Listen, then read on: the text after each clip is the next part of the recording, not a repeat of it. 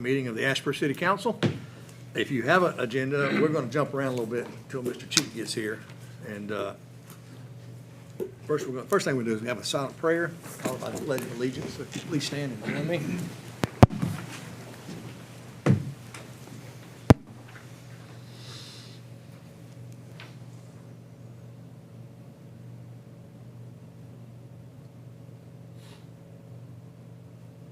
Thank you.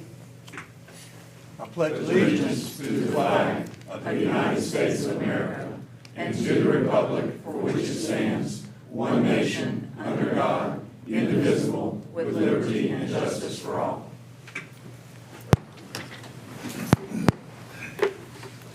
Okay, Trevor, we're going to go ahead and take care of the items that are being taken off the agenda.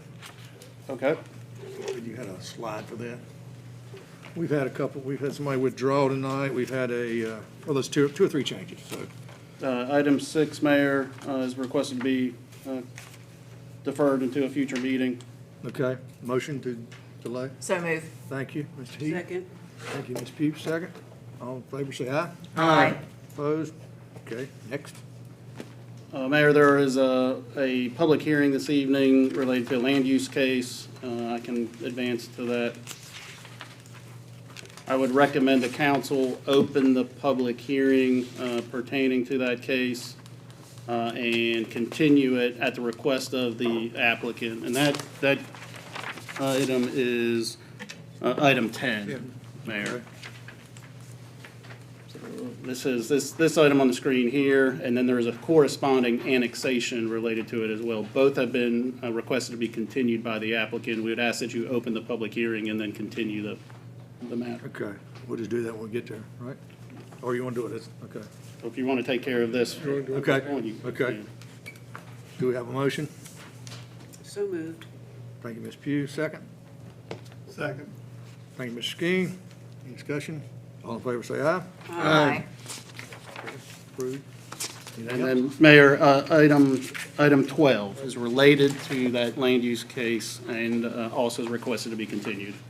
Okay. Oh, in its entirety, then, we're not doing anything else. That's correct. Yes, Mayor. Motion to continue. I'll make that motion on item 12A. Thank you. Ms. Heath, is there a second? Second. Thank you, Mr. Burks. All in favor, say aye. Aye. Opposed? Okay, that one's taken care of. Thank you, Mayor. And we will interpret that to continue to your next regularly scheduled meeting in May without any additional advertising. Okay, Thank you. tell you what we'll do. We'll jump down to the public comment period. Is anyone here would like to address the council?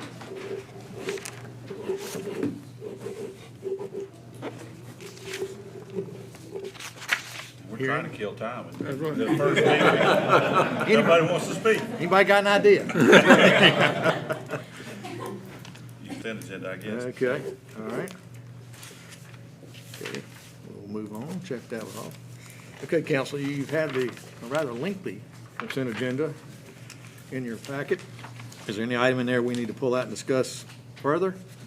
Now would be a great time to do it.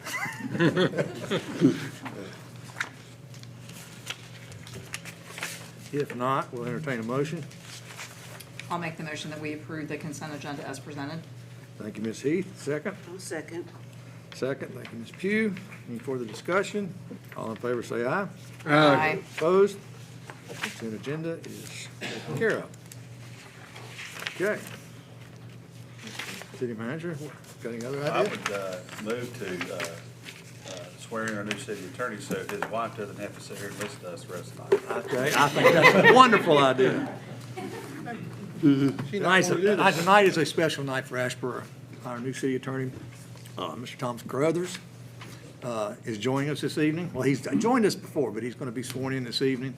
I can't tell you, Tom, how happy we are to have you, Elizabeth, to have you here. I hope the rest of your time will be as good as your first 3 days. Yeah. So I would ask our clerk, Holly Doerr, to come up and administer the oath, please. All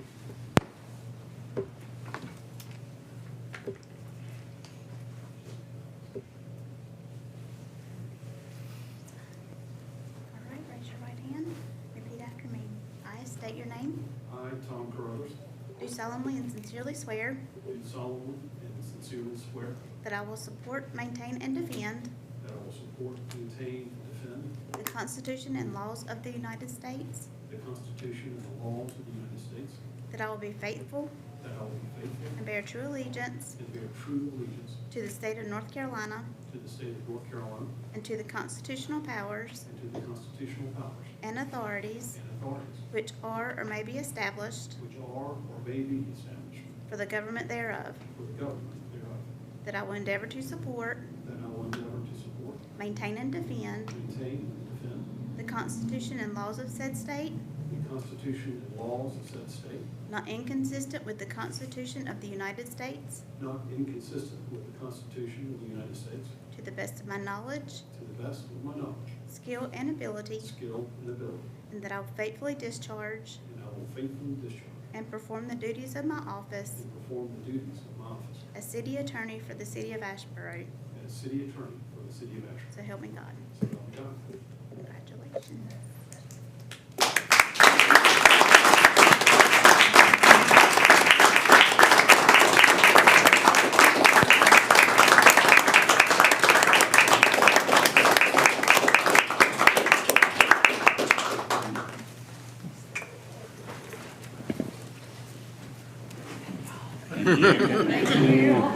I took them off your hands. There you go.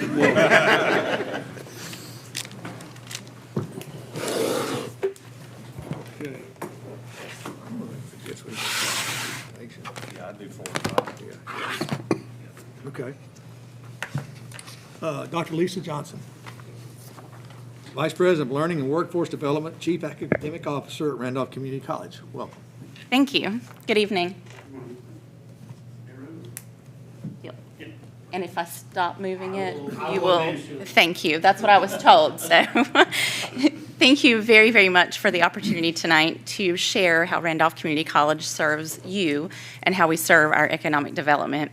The task of doing this in 7 to 10 minutes is really tough for me because there's so much to share, but I definitely wanted to be able to, I will talk super fast to do that. So I wanted to start off with some information about RCC by the numbers. So our unduplicated head count for 2025 was 9,606. Dr. Shaw, in his vision, I call it Shaw Vision, had set a goal for us to meet 10,500 this academic year. And I am pleased to say we're already at 10,660 and we are still counting. So that's definitely wonderful. That shows the growth that we're experiencing. And we've awarded in 2025 2,490 credentials. Everything's a little bit delayed because we awarded those. We'll award some new ones here very, very soon in May. And the way we function in the county, we have 234 full-time employees, which makes us a major employer across the county, with part-time and adjunct being around 400. That number varies just a little bit based on what we're doing. Our budget for the state is $25,319,242 that we get from the state, and then the county supplements our buildings and electricity, security, those things, with $6,383,500. So you can kind of see the size and scope. And we also love to share that we try to find every dollar that we can find to support this county. So we've been aggressively pursuing grants and federal assistance. And last year, our scholarships and the federal awards we had were $6,013,885, and the number of students that received that type of aid was 1,229 of them. And so I want to brag just a little bit, too, in the time that I have. I think I remember seeing a lot of you. I definitely remember seeing the mayor as we opened our Education and Engagement Center. I was like, I don't know if I did that time. And so that was recent in January 23rd. And that site really is meant to be our beacon to the community and our ability to be able to serve you and do any course or any opportunity that we have. So I think I keep hitting that little space bar, and that's the problem. We were also selected to run a statewide project for Gateway Math as a career and technical initiative because a lot of students don't finish their program based on English and math, and primarily math. And so we've been working really hard to change that outcome so our students can graduate with their credentials. And we've partnered with Asheboro City Schools and UNC Greensboro, and I think several of you will be attending an event we're doing soon where we're honoring the TEACH program and our teacher pipeline initiative in our county. So I wanted to hit a little bit that we've had some changing demographics at the college, and our Career and College Promise population makes up a large majority of our student population. So our under 18 population is steadily growing, and our Hispanic population has grown, and we really have a lot of first-generation students, and I'll mention in a second why that's so important to the mission of our community colleges. And with our manufacturing changes and automation, pandemic-era workforce disruption, that's where we've really focused on short-term credentials. And across the state, the focus is Propel NC, which is toward those short-term workforce credentials in order to meet the needs that we have in our communities. These workforce projections are the region, so it's across the region, the triad, and what I really wanted to highlight is manufacturing and healthcare are the largest that we're facing, with a population growth across the region of 88,078 between 2024 and 2030. So you can really, and I know we're experiencing it here, the growth opportunities that exist with those projections.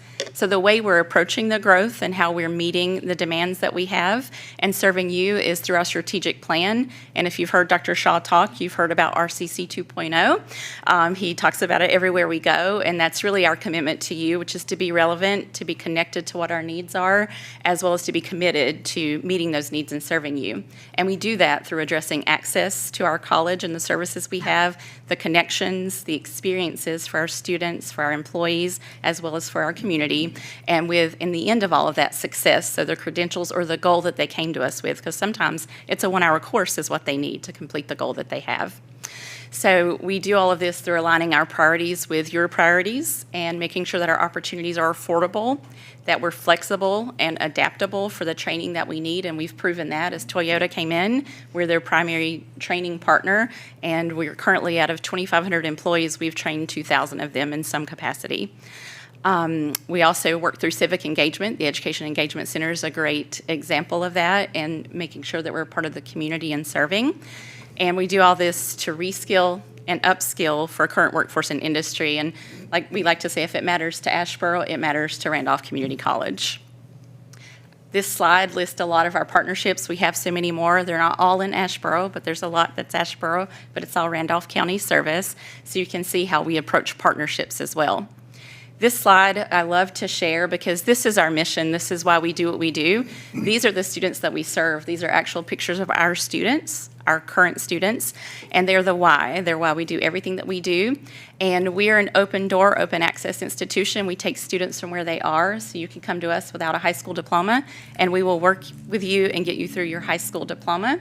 You can come to us to learn English as your second language, so that you can become a citizen and work within our community that way.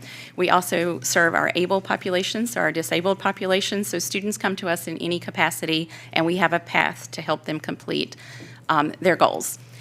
The other thing I like to do is highlight a student, and I'll explain why I chose Garrett May. Garrett May is a recent graduate of our law enforcement training program. He went through the revised version, which has a lot more hours that the state implemented.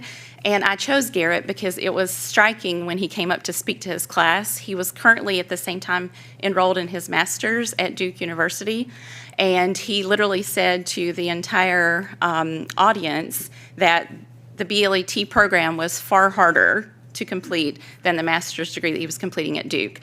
And I thought that was such a testament to one, what law enforcement goes through, but two, the training that we do right here in Randolph County, and the success that he is going off to have. And I also am highlighting, we have partners that choose us even if they're outside of our county. So Chatham County Sheriff's Office sent him to us to train. And so he's one of our success stories. We recently completed an economic impact study, and I wanted to share a little bit about that. For every dollar spent supporting Randolph Community College, there's a $6.70 student gain in lifetime earnings. The taxpayers have $1.50 for every dollar. Society as a whole gains $8.90 in added income and social savings. This $142.4 million is the annual economic impact that the college brings to Randolph County, and 2,406 jobs are supported. 2.4% of our county's entire gross regional product is a part of the college, and then $102.9 million is generated by our alumni who are working in the county, and that supports 1,673 jobs. So I think that really is a huge testament to what we do. I am wrapping it up because I'm I'm sure I'm close or over. But one of the things that we've been working toward is finding federal funding for the Liberty Center. I understand that's not in Asheboro, but it is in Randolph County, and it will serve Asheboro citizens the same way it serves everyone else in our county. And part of that is to meet the manufacturing and the healthcare need that we have coming. And so we have several federal asks right now to try to help fund that building. And we also spend a lot of time investing in attracting talented employees. I like to say I'm one of them. I've been here almost 11 months now. I'm going to hit that year, May 1st. So, and then we increase flexible funds to support student success, and we do that by reaching out, like I said, through grants and other opportunities in order to support our students. So with that, our college really is where access leads to success, and we are here to serve you as your college. So I'm happy to answer any questions that you might have. Any questions for Dr. Johnson? No question, but a comment. It's just what a vital role the community college plays in the success of not just Asheboro, but the entire county and the region. You know, so thank you for all you do, and we're fortunate to have had good leadership with Dr. Shaw, and prior to that with Dr. Shackelford. And you failed to mention that for 2 years in a row, you are the #1 rated community college in the state. And we are again, and there's different polls, and in Nish we still are, which is fantastic. And the other thing that we were talking about, this is that 7 to 10 minute thing that gets me. We're also, our nursing program is #1 in the state. Wow. And when I say #1 in the state, there's a poll, there were 2 colleges ahead of us, but they're private, for-profit colleges. They don't count. They don't count. We're the #1 community college, and then Duke and UNC Chapel Hill are not in that top tier. And so that's another testament to what we do right here in Randolph County. So when you go and receive health care, you want to make sure that student was at Randolph Community College, because for the last 5 years, we've had a 100% pass rate on the NCLEX RN exam as well. So there's so many of those things that I wish I was trying to get the 7 to 10 minutes in for the economic impact. But there's so many things that I'm glad that you brought up that we do so incredibly well, and that is a testament to the people who work here and the students who come through those doors, and all of you for the support you provide us, because we don't do this by ourselves. It's this entire community, and that's why it's a community college. So thank you. Thank you for all you do. Thank you. Those are amazing numbers. Thank you very much. We think so too. It's super exciting. And I did fail to mention RCC 2.0 really just builds on that legacy that Dr. Shackelford and every other president who's been in this county before has already built. We're taking that legacy, standing on the shoulders, and just continuing to move it forward. So thank you all for that. Is there one particular skill or profession that's needed in this area? That's a loaded question. It kind of is, because nursing is the answer to everything, Right. because that is the critically manned. But on top of nursing, there are a lot of other skilled areas that are coming out, skilled trades as a whole, carpentry, plumbing, HVAC, because we're in such a huge building phase, and I know you all talk a lot about those things in your meetings for infrastructure and all of that. So skilled trades really, at this point in time, are ramping up, and not just in the way we think about them, but with AI. There's a lot of different skills that they need now that has changed the skilled trades games. They're using virtual reality to look at things, lasers, and changing kind of what that work looks like. There's still people work that has to happen, but they're changing the way it occurs. But that's another huge need, on top of obviously all of the things manufacturing with Toyota and those types of things, and all of our current employers that were here before Toyota ever arrived in Randolph County. So manufacturing stays high, but skilled trades has really jumped up, in welding with EAS when they came. Is that through the pins? When EAS came, I thought it was going to be HVAC, because it was Golden Wind was the title, and it really was, they needed 300 welders immediately. So we've already started addressing that, and so that right now would be huge for us, because to break 300 out within a few months is going to be a very interesting feat, but we're ready for the challenge and looking forward to it. So I guess they'll be certified when they get the grant. The welding for EAS is very specific, so they'll have the certification they need. It won't be the diploma. It's literally a course that meets the exact welds that EAS needs to make the HVAC equipment. So that's one of those the more you know moments where you think HVAC because of EAS and welding, but it's a very specific weld that they will do over and over again to build those units, and that's the training that we will complete for 300 of their new hires very, very quickly. That's good. I've seen some of their equipment. It's unreal. It looks like something you could draw, but you couldn't build. It's just so perfect. Yeah, Agreed. it is. Yes.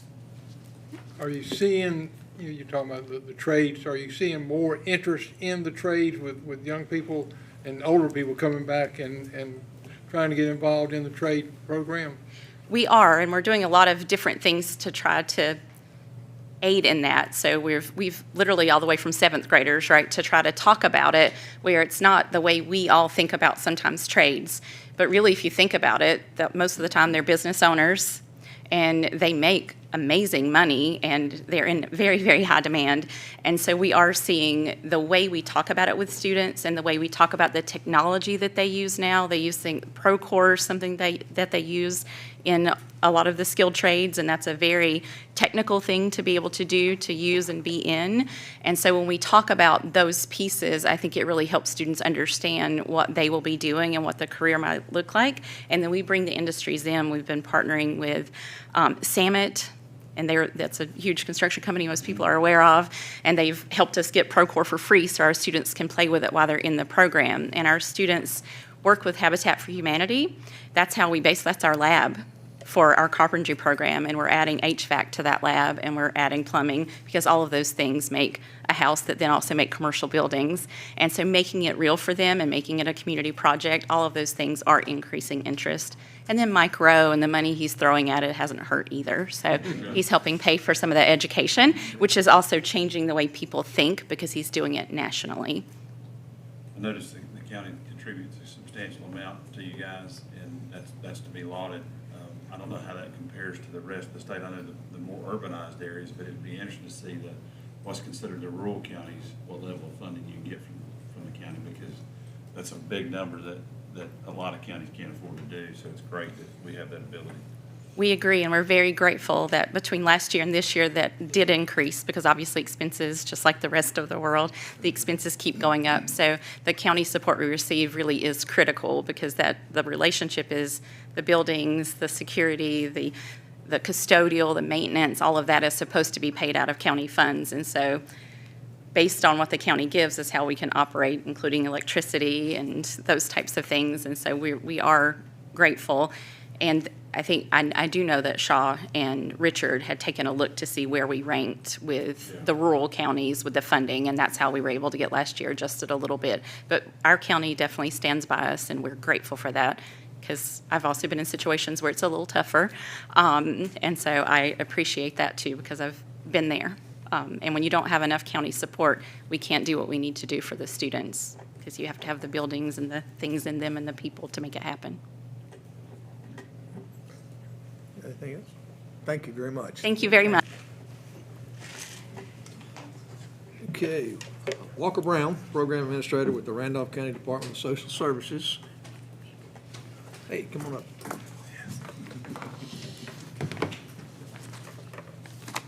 I'm so grateful for the opportunity to speak to you all this evening.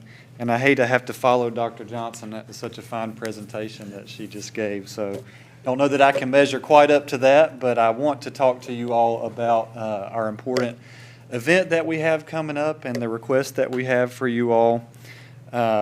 April is National Child Abuse Prevention Month, nationally recognized.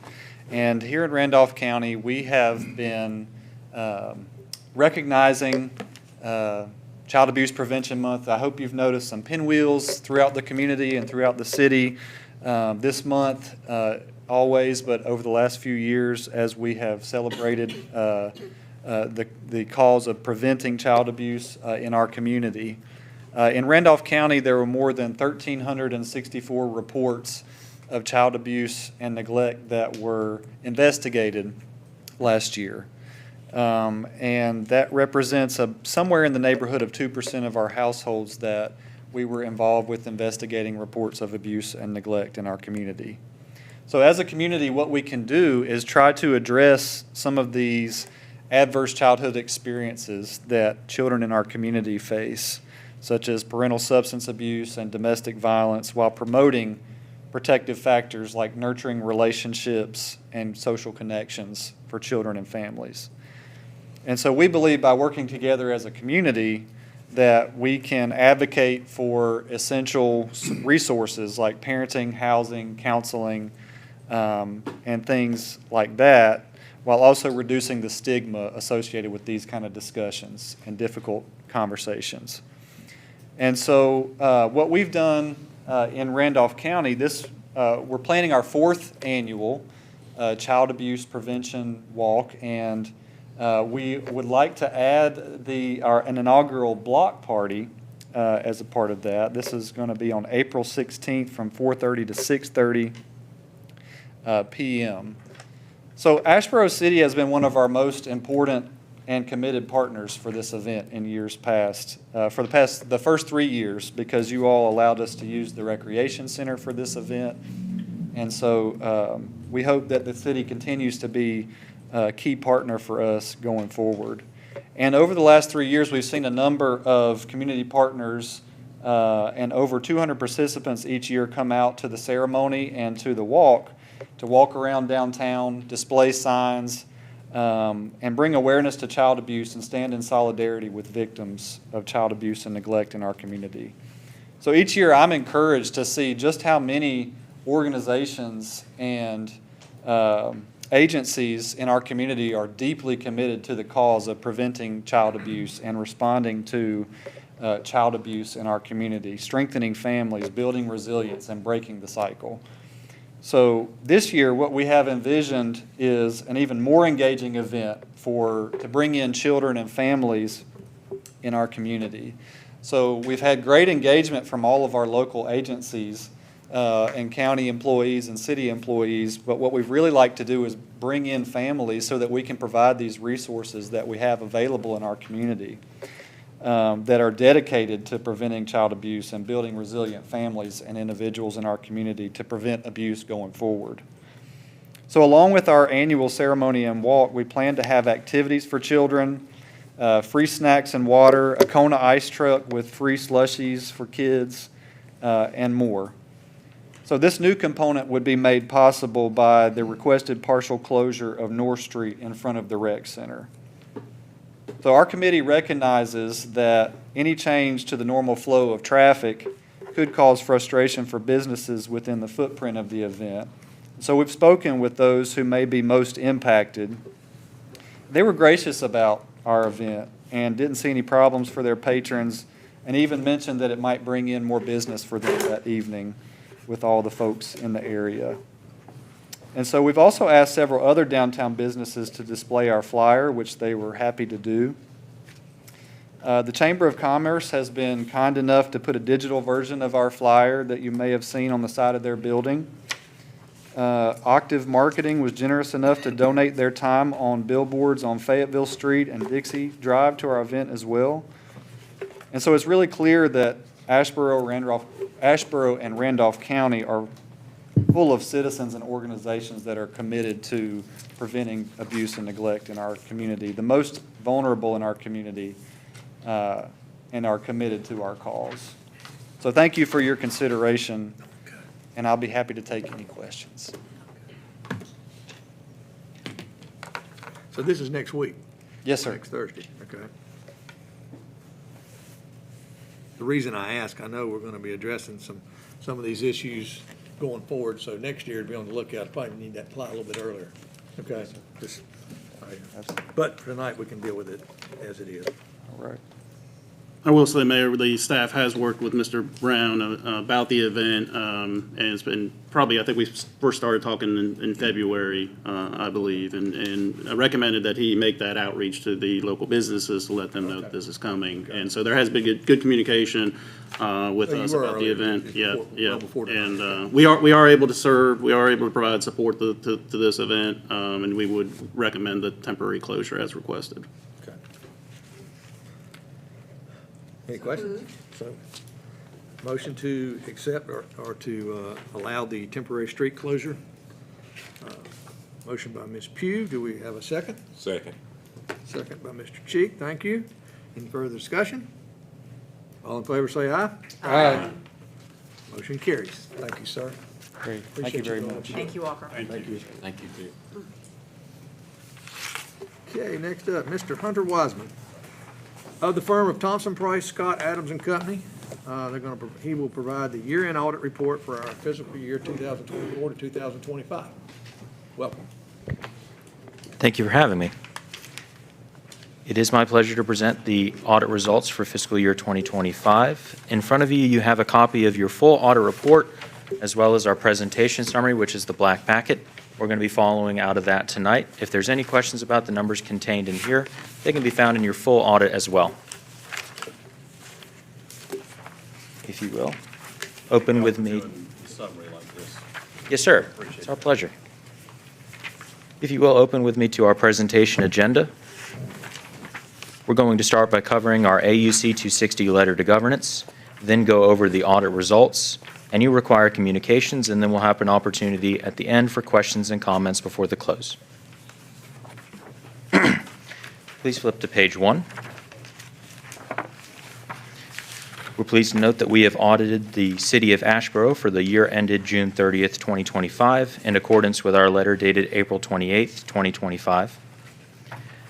We do want to note that you are responsible for the selection of your disclosures, and we do not see any items that we would have added additional disclosures for.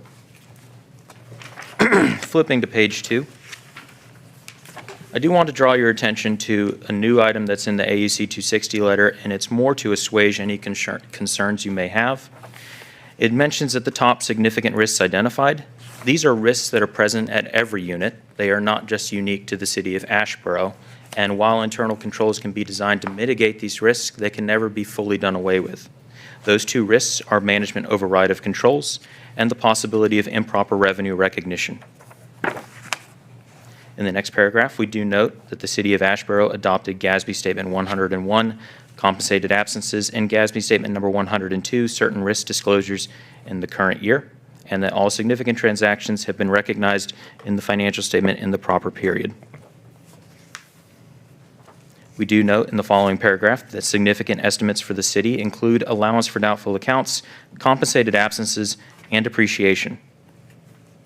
And we do draw your attention to the financial statement disclosures for GASB Statement number 101 in the footnotes of the financials in the full audit report.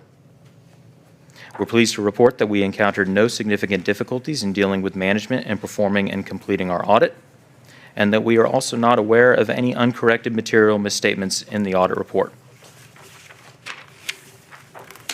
Flipping now to page 3. We're also pleased to report that there were no disagreements with management in the issuance of the report, and that the representation letter was received dated February 27th, 2026. We are not aware of any consultations with other independent accountants during the course of the audit. And I do now want to draw your attention to some other significant matters, findings, or issues.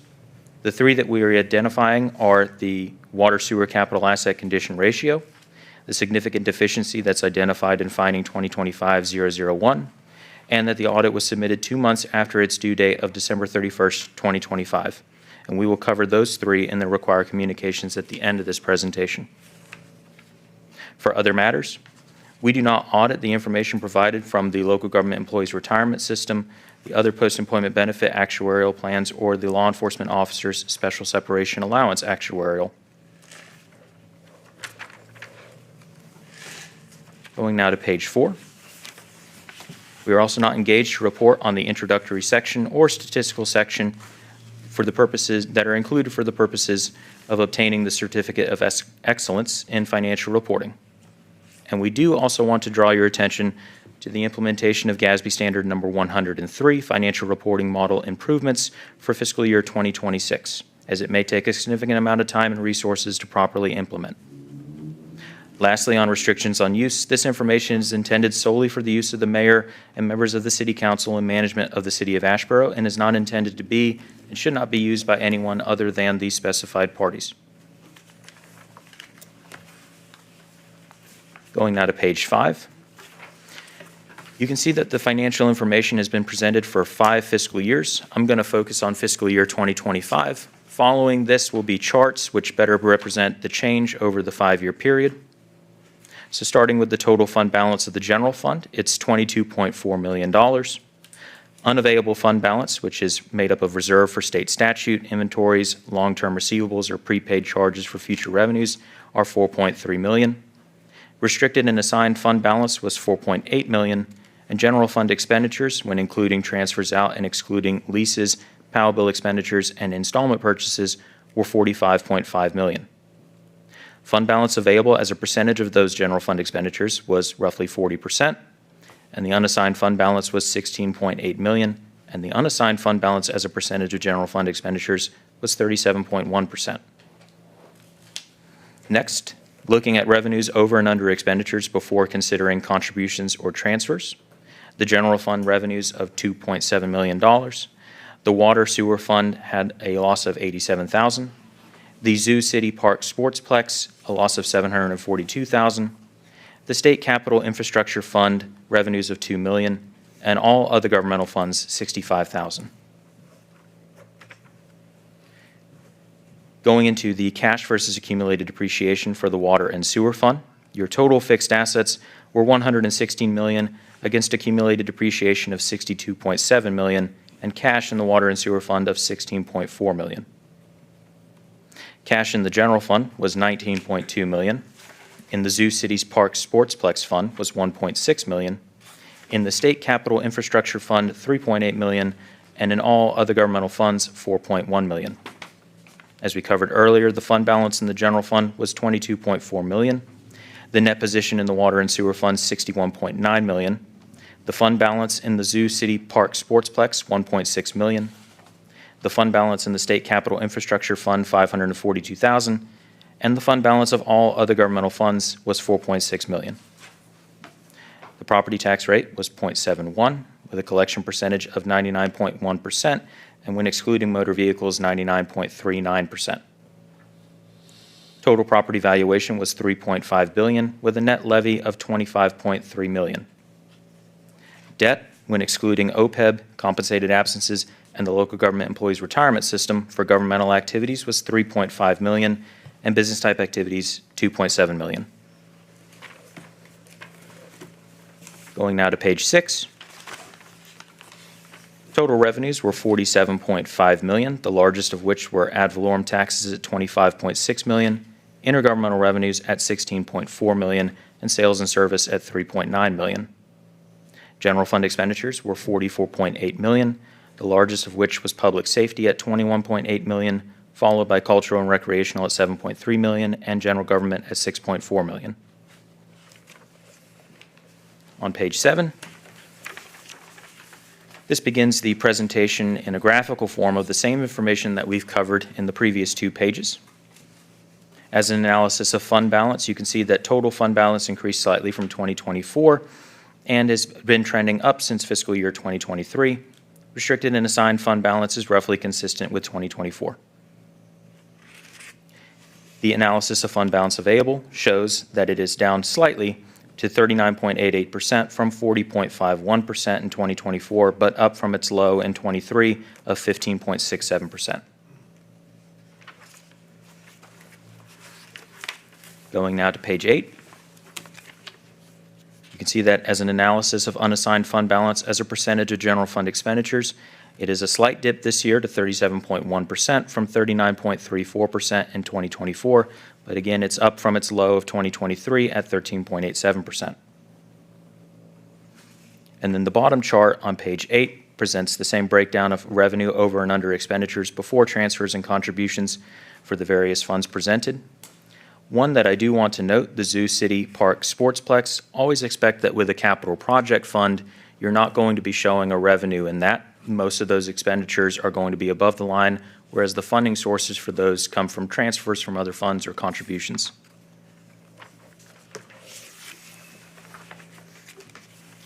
Going to page 9.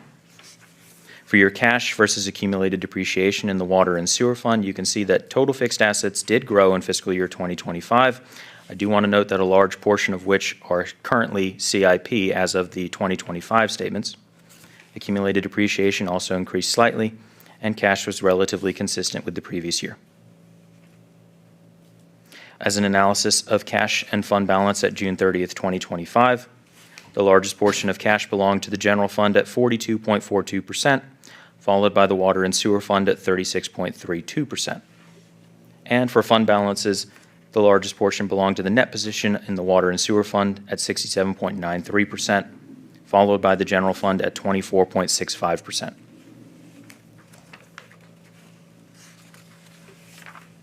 On page 10, you can see that there's been no change in the property tax from fiscal year 2024.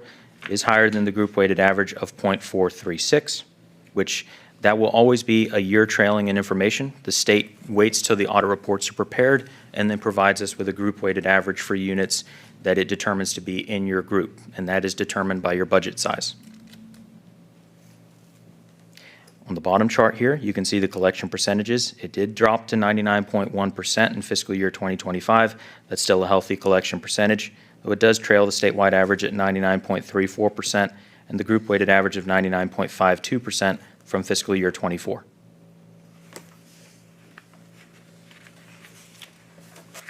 On page 11, we have the breakdown of general fund revenues. Largest percentage of revenue comes from ad valorem taxes at 53.86%, again followed by intergovernmental revenues at 34.47% and sales and services at 8.29%. As for a breakdown of general fund expenditures, the largest portion belongs to public safety at 48.67%, followed by cultural and recreational at 16.46%, and general government at 14.31%. Going now to page 12, this begins our additional required communications. I do want to make sure that the board is aware that the LGC will no longer initiate a communication with the board, but it will expect a response within 60 days of this presentation. And from having talked with your finance staff, I do know that the response is ready and will be passed out shortly. As for the financial performance indicators of concern, the first relates to finding 2025-001, a significant deficiency for a prior period restatement, the total impact of which was $4,494 overstatement of net position for the fiscal year ended June 30th, 2024. The second item listed is for the Water and Sewer Fund capital asset condition ratio. The city had a ratio of 0.33. The LGC would like to see a ratio of 0.5 or better. And lastly, for the late audit submission, the audit was 2 months after the deadline. The deadline was moved to December 31st, 2025, and the audit was submitted in February 2026.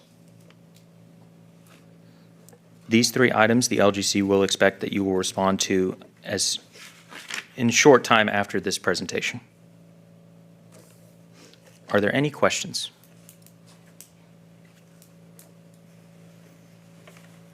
Council, any questions? Not a question, just a comment. I have no doubt that we will be able to respond at length related to the capital asset condition ratio, because that's all we've been talking about for the last few months. Yeah.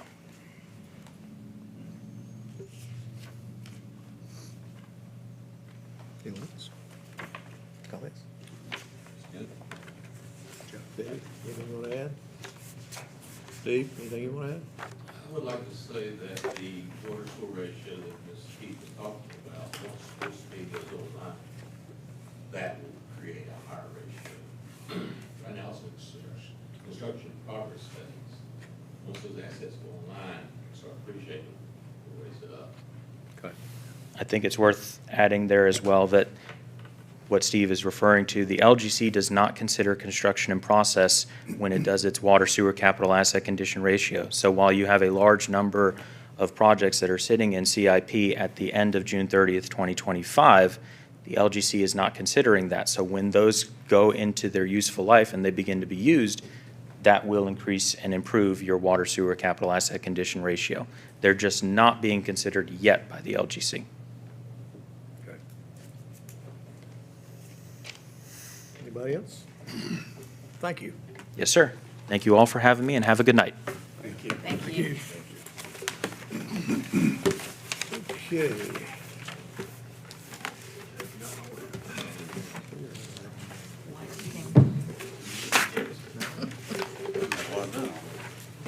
I keep jumping around here.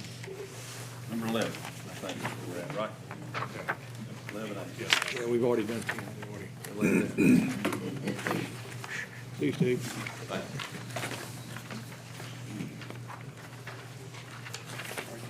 Okay, Michael Roney.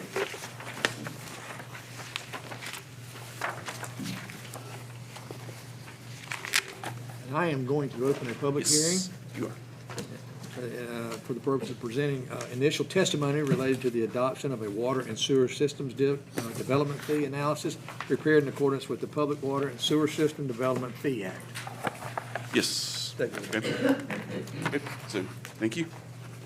You use the arrows, Michael, or you can? I can use theirs, that's fine. Okay.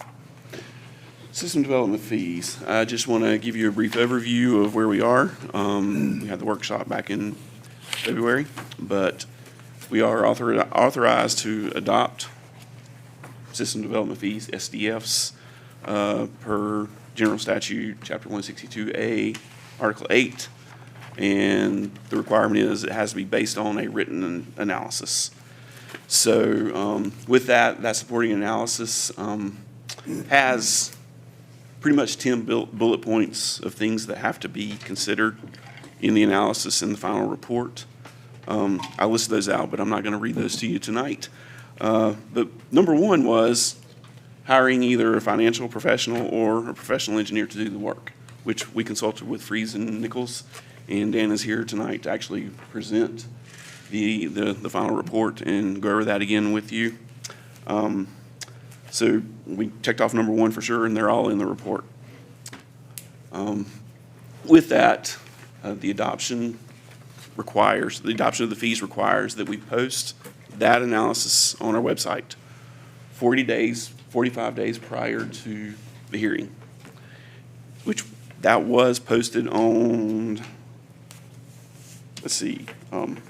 February 19th of 2026 was on our website. So it's been done. And with that, it required that we provide an opportunity for written comments to come to us, which there was an email added there for all comments to be sent to me in written form. With that, we received 8 comments. There should be a copy of those comments in your packet. I'm not going to read through those tonight. Those are there for your consideration. They're all pretty much policy-based, nothing questioning the actual calculations and the analysis we've done. These will be submitted for the record. Yes, okay.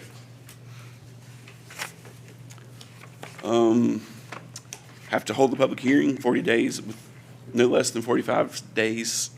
So we're holding a public hearing tonight. We actually did advertise a public notice in the Courier Tribune. It was advertised twice. So that has been done as well. And the other things are you must post the fee in the annual budget. There has to be an ordinance of some kind to approve the system development fees. And probably the best way to do that is to adopt it with the budget in the ordinance or your schedule of fees at that time. That's just a suggested practice. It's up to you to decide when and how you do it.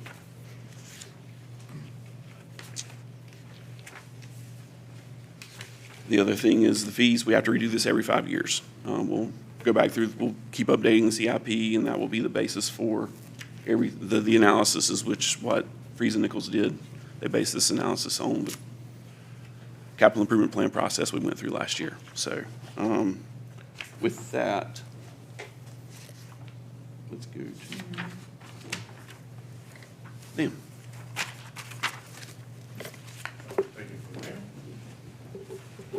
Mayor, members of the council, thank you for having me here tonight.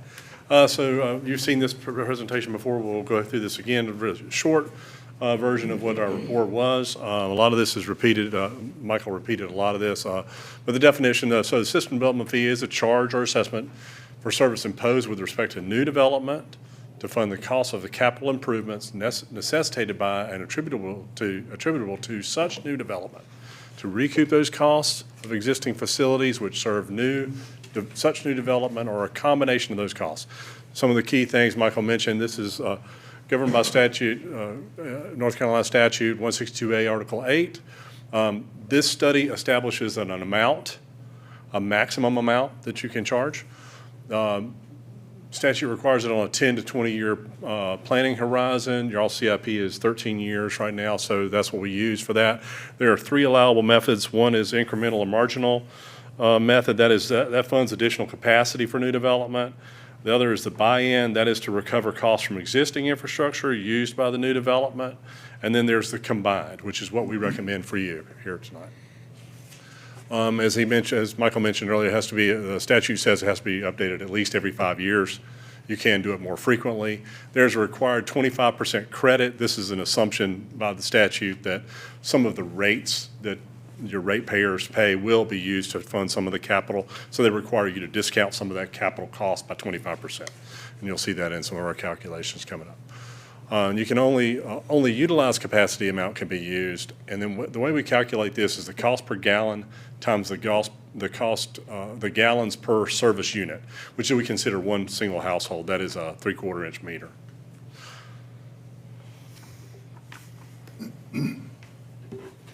So here's the analysis that we did, and very short, as I said, your CIP is a 13-year, so you can see the total amounts for the water and for the wastewater, and I apologize for the neon yellow with the white print. That's a little difficult to see. It is for me anyway.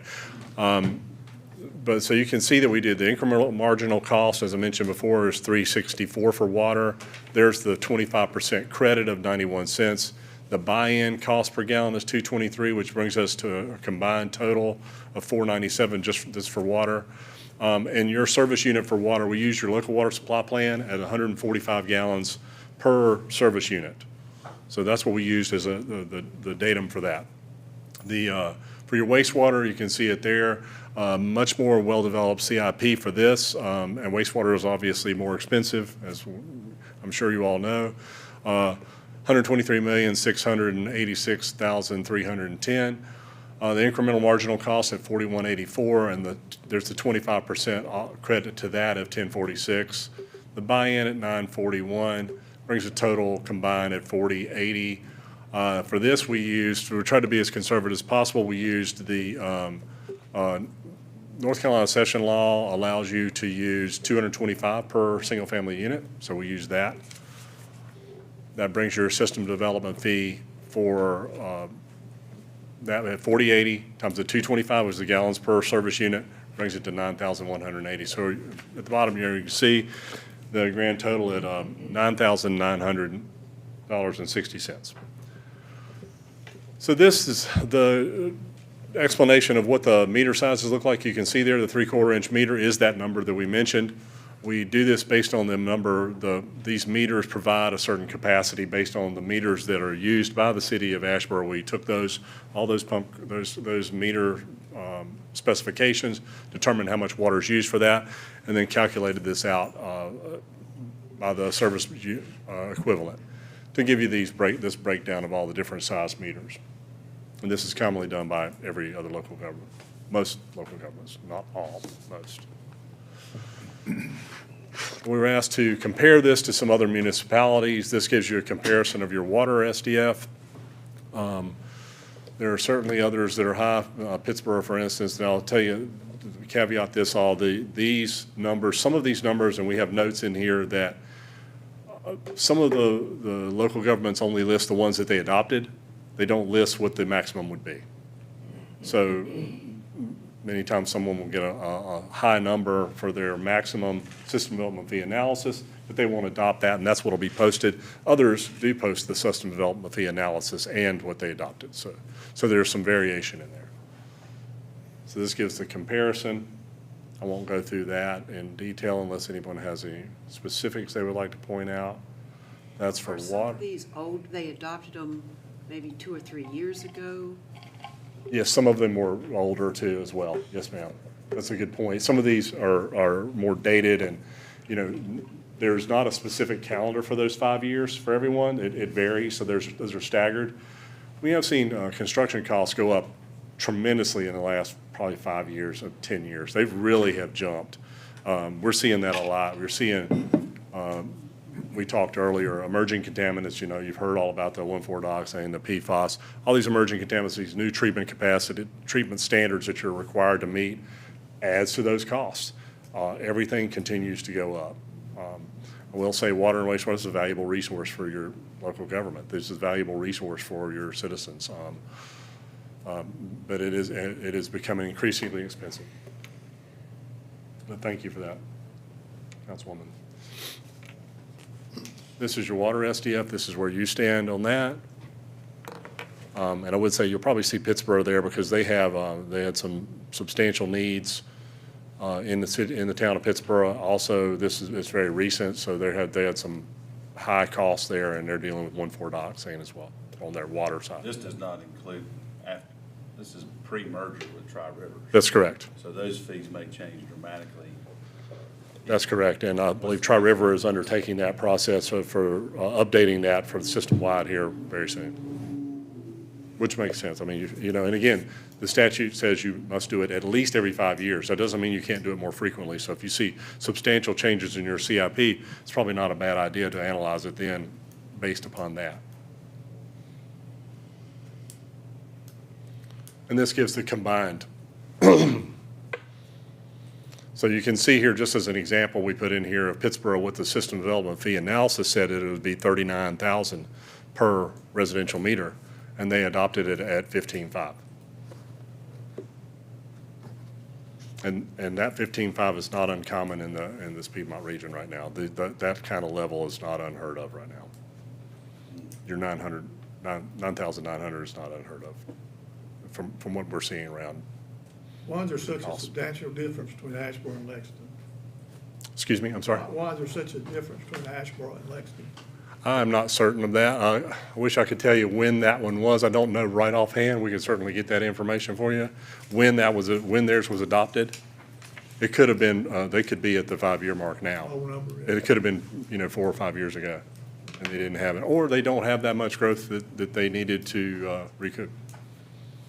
Or isn't it possible? They adopted low. They adopted it lower than what the recommended price Yes, sir. is. That's absolutely possible. That's what that one designation there is? Yeah. Yeah, Okay. that means they adopted lower than recommended, they just didn't post the recommended.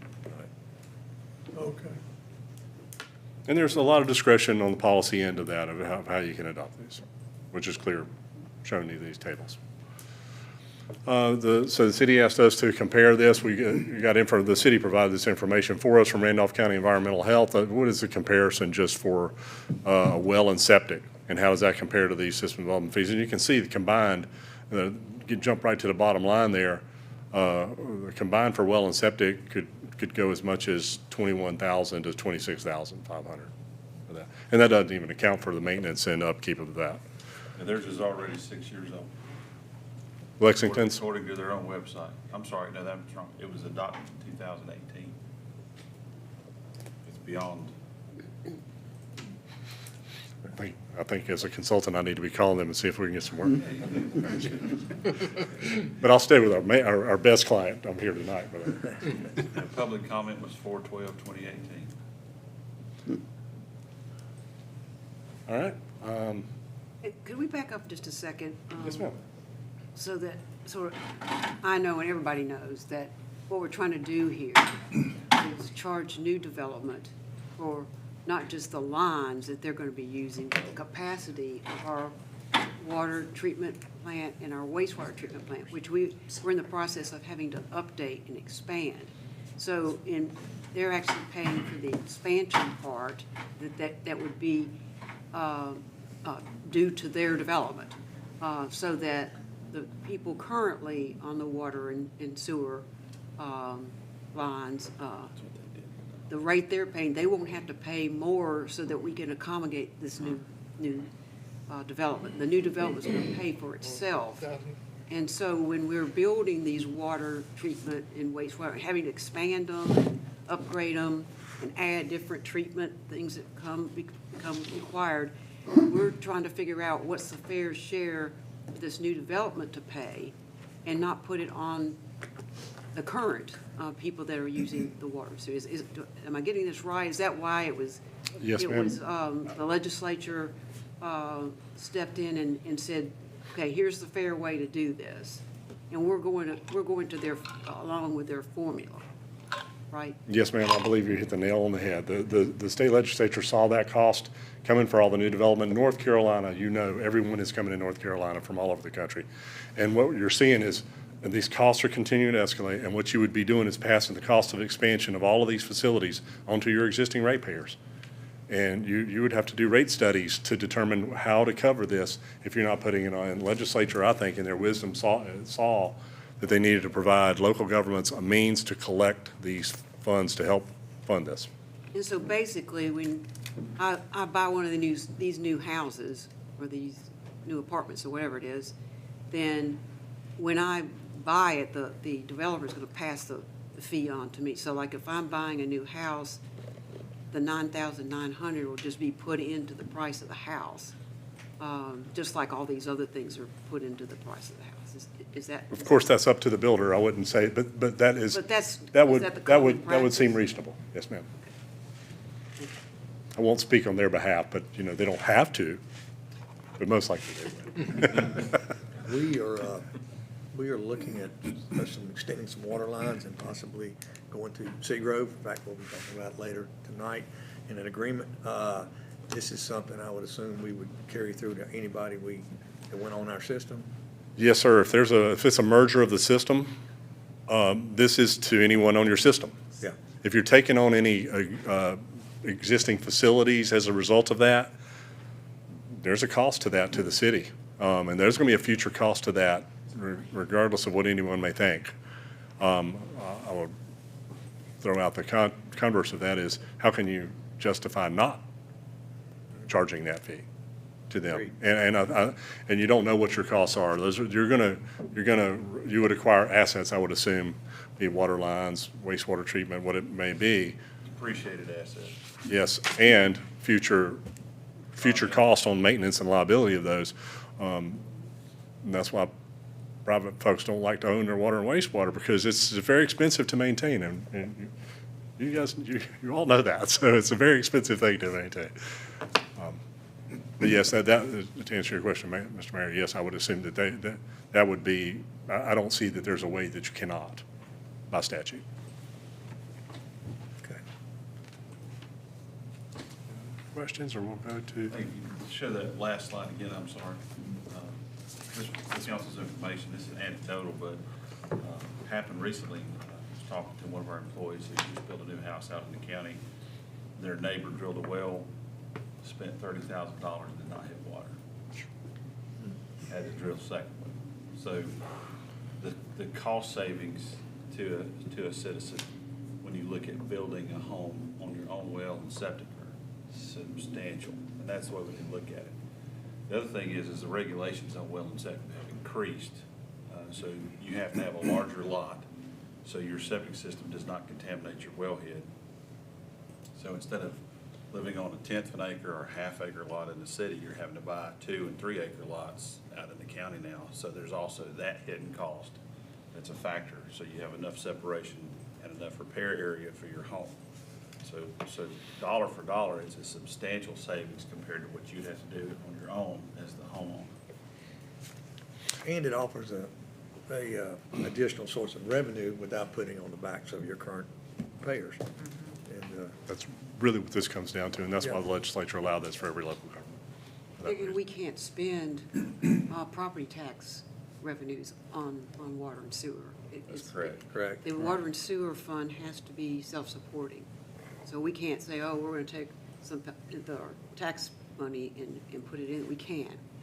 It has to stand on its own. So. Exactly. I know, well, I'm sorry, it reminded me that there was a question earlier when presented last time about the timing of when you collect these. And I can go into a little bit of detail on that if you'd like. The statute is very, very specific as to when you can collect this. And I found a summary from the UNC Environmental Finance Center. They did a real good job of kind of boiling this down. So I'll read this out and I'll leave it with you guys too. But the law prescribes strict rules on when local government may collect SDFs. For new developments involving the subdivision of land, the SDFs are attached when the subdivision occurs at the plat recording. But the SDFs must be collected, so you attach this SDFs to it when they do a plat. And then you have to collect them at the ladder of either a building permit application or when water and sewer service is committed. And that's usually a meter installation. For all other types of new development, SDFs must be collected at the earlier of either the application for service connection or when the water service is committed. So I just wanted to be real clear about that. And the law was very strict about that. So clearly this was, and I thought this was a really great synopsis that Environmental Finance Center did on that. So. Michael, you want to do this? Any other questions for me on that? John? So just to wrap that up before we open it up. Once you do this analysis, and we look towards advancing and adopting these fees, do know that staff is going to be aggressive in reaching out to our building community, particularly our local builders and all builders that are potential in coming to town with the projects they presented to us already. So we're not just going to keep it hidden from them. They're going to know, and we're going to talk to them about it. Just tonight, we're just presenting information. We're going to ask you to approve the analysis. So it's official. But Analysis, not the fee. yeah, not the fee, just the analysis. Clear, just the Yes. analysis, yeah. And with that, once again, you decide if you want to go forward and when you do that. But with that, we're available for any questions, and then Okay. anyone that wants to speak. So, Mayor, I'd add one other comment. In an attempt to be as open with this as we can, the Assistant City Manager, the Mayor, and myself all attended a local Builders Association meeting where we were invited to go here in the county, and we shared that information, so it's coming. They all seem to understand. They don't like it, but they know that there's a cost, and this is happening everywhere. At any moderately urbanized area, you're having to do it. So they didn't run us out of the room. No, that's very nice, yeah. Yeah. All things considered. And so I believe that if we take it, go where they're at, meet them where they're at, that's the way to inform them. May not like it, but it's gonna have to happen in order to maintain the systems to the standards and the increasing standards that we're gonna have to do. And so if I get this right, this is the max, is what's This is been the max, yeah. presented to us. That is So we can recommended. do, in the budget, or whenever we adopt the fees. Yes, we can discuss that, fees before, Yes. it's not going on the books, is that? Well, right, we're not exactly going, we're not necessarily going with the 9,900. Correct. We're gonna discuss it and look it over and see what's best for Asheboro. Yeah, it'll be part of your schedule of fees adoption in the public hearing with the budget process. Any other questions? So you need a motion, right? Well, It's a public hearing, Yes, so. yes. Oh, got it, okay. So, So, yes, it is a public hearing, so if we have anyone who'd like to speak before or against, or just express an opinion, please come forward and do so at this time. Seeing none, I will close, what? yep, go ahead. I'm going to close the public, you got something else to say? You can now close the pub, that's I will close the public hearing. So, yes, now we would entertain a motion to accept the analysis. Okay, I will make the motion that we adopt this water and sewer systems development fee analysis prepared in accordance with the Public Water and Sewer System Development Fee Act. We have a motion, thank you, Ms. Heath. Is there a second? Second. Second, thank you, Mr. Burks. Any further discussion? All in favor, say aye. Aye. Opposed? Motion carries. Thank you. You're still with us, Mr. Rooney. Yes. Let's see. Thank you. And thanks for him showing up. He's come straight out of knee surgery. Oh, my goodness. And made the effort to be here tonight. So thank you. Appreciate you. Thank you. So item 11B, actually, I'm sorry. I'll get those later. We received bids for chemicals for the water and wastewater treatment plants on March 10th, 2026. We received 17 bids for 7 chemicals that we use. I have to say that there was a bid from Omnia Incorporated. They're actually the manufacturer. They bid with an asterisk on the bid form, which makes them non-responsive. I've talked with them. They agreed they cannot meet the specifications as they were in the bid packet and asked us to move on to the next lowest bidder, who is still selling or providing their product. So they win anyway. So that they're going to be kicked out as a non-responsive bidder. But the rest were listed in the summary. We've got liquid alum for low bidder was CNS Chemicals at $472.95 a ton. Liquid caustic was low bid of $650.56 per ton from Trinity. Fluoride was from Univar at $850 per ton. Sodium hypochlorite was from Univar at $167 per gallon. Sodium permanganate was from Chemrite at $13.34 per gallon. Calcium nitrate was from Sitco Water at $2.49 per gallon, and calcium carbonate from Polydyne Incorporated. This is a new chemical we're bidding this year. We're trying something new for our alkalinity at the wastewater plant. So we've written this into the spec, and we've been trying it, and it's worked very well. So we're getting on the bid schedule. And how much have these costs gone up? Okay, I've got an analysis here. So alum actually went down from 472 to 440, it went up from 447 to 472. Caustic went down from 662 to 650. Fluoride went way up from 500 to 850, but we don't use a lot of that. So it's a small quantity, so it's not a huge hit. Sodium hypochlorite went down from 171 to 167.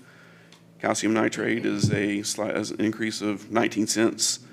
Sodium permanganate is an increase of a little over $1. And the calcium carbonate, as I said, is new. So it balances out to where I think we're going to be pretty much where we were last year. There's a slight increase in chemical costs for the next fiscal year. Bob, you'd mentioned to me about maybe doing a multi-year award. We're going to work on our specs and being able to roll over some of these bids for multiple years. So Would that allow us to lock in a price, or? yes, kind of that is the goal. Find a bulk may help you on price. Okay. Okay. So any other questions about these bids? Does this include freight? Yes, everything is included in their bid price. Yes. That's really the issue, is freight costs and delivery on time. Yeah. Because we can't run out of this stuff. Correct. Having an issue with the water. All these pretty good companies work with, dependable. There's Okay. one that I didn't we. mean to put you on the spot. Okay. You almost got a non-responsible request, but I didn't do it, so. Okay. Well, let me change that. Do you feel okay with what? We will proceed for the cost, the difference in the bid price, we need to Okay, deal we with need it, to- yes. okay. Okay. Okay, gotcha. Okay. So if there aren't any other questions, I would ask that council approve purchasing these chemicals for the time period of, that's April 16th, 2026 through April 15th of 2027. And we'll just do that by signing POs and entering contracts with these companies. Council, we have a motion? I'll move that. Okay. We have a motion by Ms. Pugh to accept. Is there a second? Second. Second, Mr. Burks, thank you. Any discussion? Any more questions? All in favor, say aye. Aye. Opposed? Motion carries. I'll take this if you want to. Let them see. Oh, Mike, okay. Mayor and council, before you have a resolution requesting your endorsement of the city to apply for low-interest loans and potentially grants from the state of North Carolina. There's some new funding that has become available, and we need to get this out so we can complete a grant application. And this addresses many of the needs the city has, including Lift Station 3, the force main improvements that is associated with the aforementioned EAS project. When DOT built the new 7374 bypass, that line now no longer has the capacity because it used to be straight, and now it makes about 8 turns before it gets back to where it used to. So the head pressure is reduced capacity. So that pump station is not a capacity, but the line is. And so it's making those pump station force main improvements to be great. Replacing and repairing Lift Station 6, Lift Station 23, and force main, similar situation. Lift Station 4 and the gravity line associated with that. That's all stuff we're funding out of our fees, capital fees that we've increased, so we have the potential to get low-interest loans and grants to help pay for that, so that will reduce that liability in the future. If we don't apply, you don't have a chance to win, so we gotta get it out. And this is all thanks to the new grant writers that we've hired. We've added staff here and 2 contracted staff, so. What are our chances with the grant funding? I'm asking a If I was possible that- question, I If I was know. that good, I'd be doing a different job. It's No idea. It's competitive. A lot of this money's going west because of the hurricane to help repair and replace infrastructure that was destroyed in the western counties. But there is some new money being released from the feds, and there's some new brick grants coming, and You have an economic development project that you heard today is creating 300 jobs that are being trained by our community college here, so we got a really competitive application. Okay. And if we don't win, we'll try again next year. And basically, most of this funding is, we're applying with DEQ, and their requirement is this resolution that you grant us permission to seek the funding. So that's what we're asking for tonight. Basically says you're committed, if you win, you're gonna pay the balance of the funding. Actually, I come back for that resolution when we're funded, so. Mhm. And you've already got a lot of this in your budget already. Mhm. Okay. Any more questions? So just ask that you adopt the resolution by reference. So moved. Thank you, Mr. Cheek. Second by Ms. Pugh, thank you. Any more discussion? All in favor, say aye. Aye. Opposed? Motion carries. We're down to your last item, aren't we there? Thank you. Attorney? It's a busy night. Yeah. So in your package, you also have a copy of the Declaration of Covenants and Restrictions for Restoration Purposes. And this is pertaining to the Haskins Creek stream bank or stream restoration project that we've been working on for a few years. And we received grant funding from North Carolina Land and Water Fund. That was awarded back in the fall of '24. But we've gone through the design process and we've done everything. There's just one last thing. One stipulation for the funding is that they require this restoration declaration, just to say that we're not going to build anything in the easement. Ms. Pugh knows, and we're gonna protect that watershed in that riparian buffer. That's what it's about, reestablishing the riparian buffer.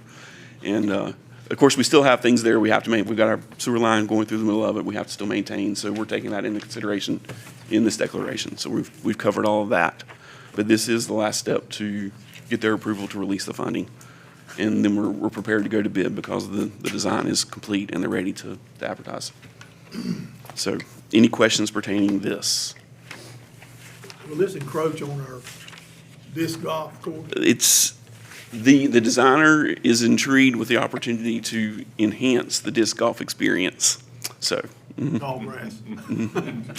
So he's taking that challenge. Okay. I move we approve this declaration of covenants and conditions and restrictions for restorative purposes. We have a motion to approve by Ms. Pugh, thank you. Is there a second? Second. Second, Ms. Heath, thank you. Any further discussion? I'd like to add, I want to thank staff for getting this on here so quick. This came in last minute for the agenda, and our contracted legal counsel and our new counsel were able to get this done first thing and knock it out, so. Thank you. Appreciate that. And Land and Water has a tendency to add things, and so you need to take action quickly so you can move along. Good advice. Yes. Thank you. Okay, we didn't vote, did we? We didn't. No, you didn't. No, we did not vote. We got to the second and, We got the motion okay, second. all in favor say aye. Aye. Opposed? Motion carries.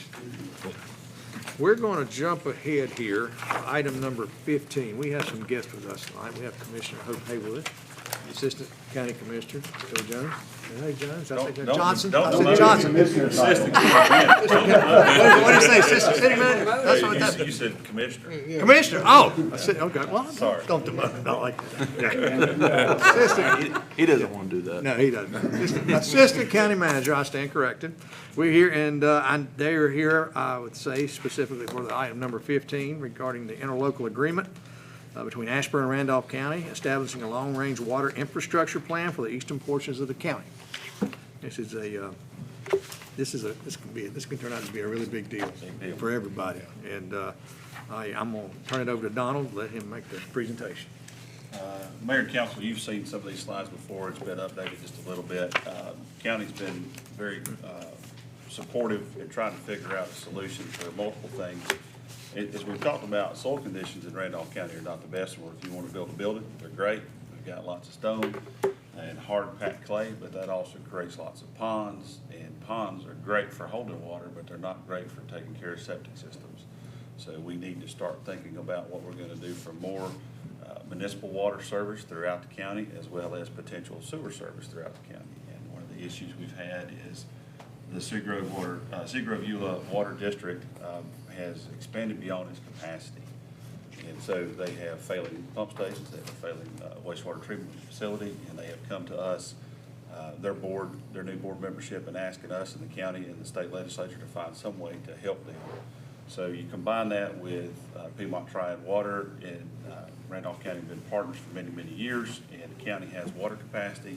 And then with the economic development growth around the county, we need to be able to have a bigger, more unified system. And so Asheboro, being the biggest player in water and sewer utilities in the county, has been approached by the county to come up with an idea. And so this is a landmark agreement that will ensure our future partnerships and invest the state dollars as best we can. The city was awarded $54 million to extend water out into Siler City, and the county was awarded $85 million, to make those things happen around the county.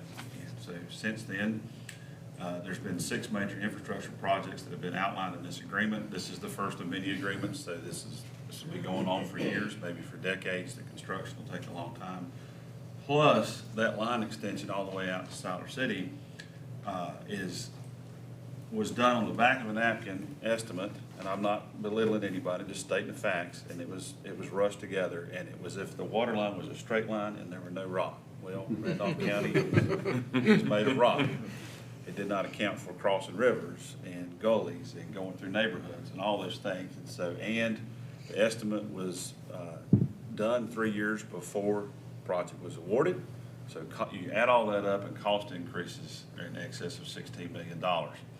So the plan is the county is going to contribute additional money to this project.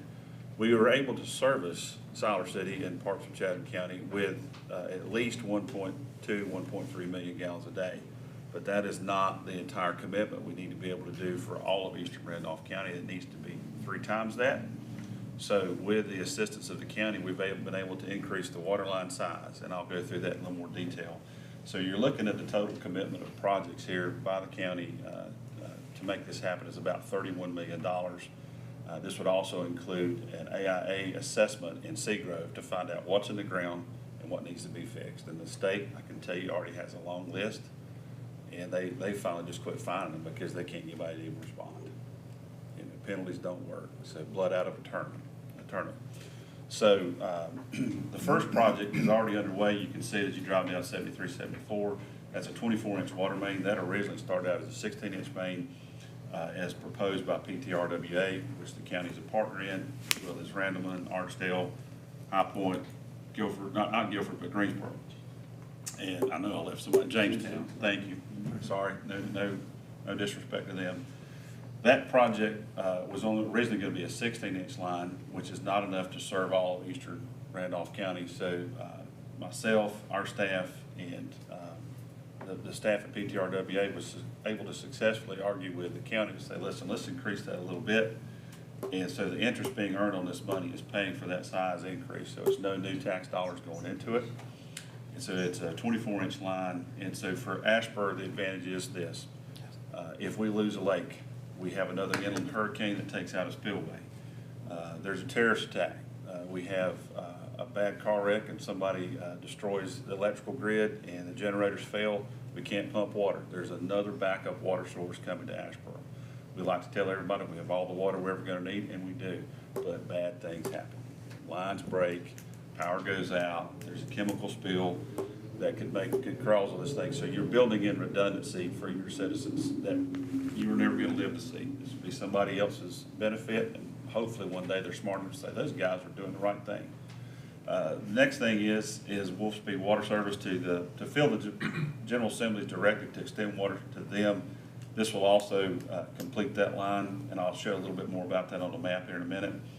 And then through Ramseur, Franklinville, there's also, the county has already spent $750,000 or so with us to upsize that line to make sure there's enough capacity there that we don't take away obligations to the far eastern parts and going all the way into Siler City, but also prepare to go north toward Staley and eventually maybe to Liberty. That's the plan, and create a loop system that would go all the way from north of Randleman, High Point area, all the way down eventually to Seagrove, all the way across out to Siler City and up and tie back into Greensboro at Toyota. So you would have a complete loop network. This is the backbone to start this project. That's a long ways out, that's 5 or 10 years from now, but that's the concept, is to create this loop all the way through the county. So we'll be able to move water effectively and efficiently without wasting it. Mentioned the Seagrove AIA. Also, the county's committed to build a new wastewater package plant in Seagrove and asked that the city operate and maintain that.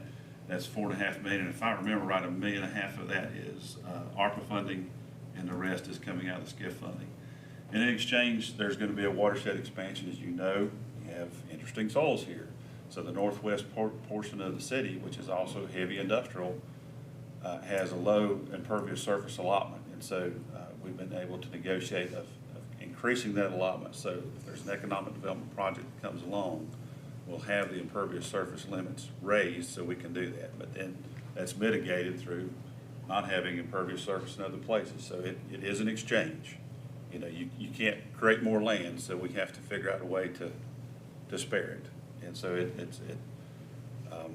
it's kind of like a deck of cards. You're moving these over here, but you still got the same 52 cards in the deck. Next slide, Trevor. So this is the main project here. What's under construction now is the long red line that goes all the way out past Ramseur. But we're going to zoom in, Trevor, next slide, to this area here. This is southeastern Asheboro. You can see the mall at the bottom there. That's that crusaderform looking building with the parking lot around it.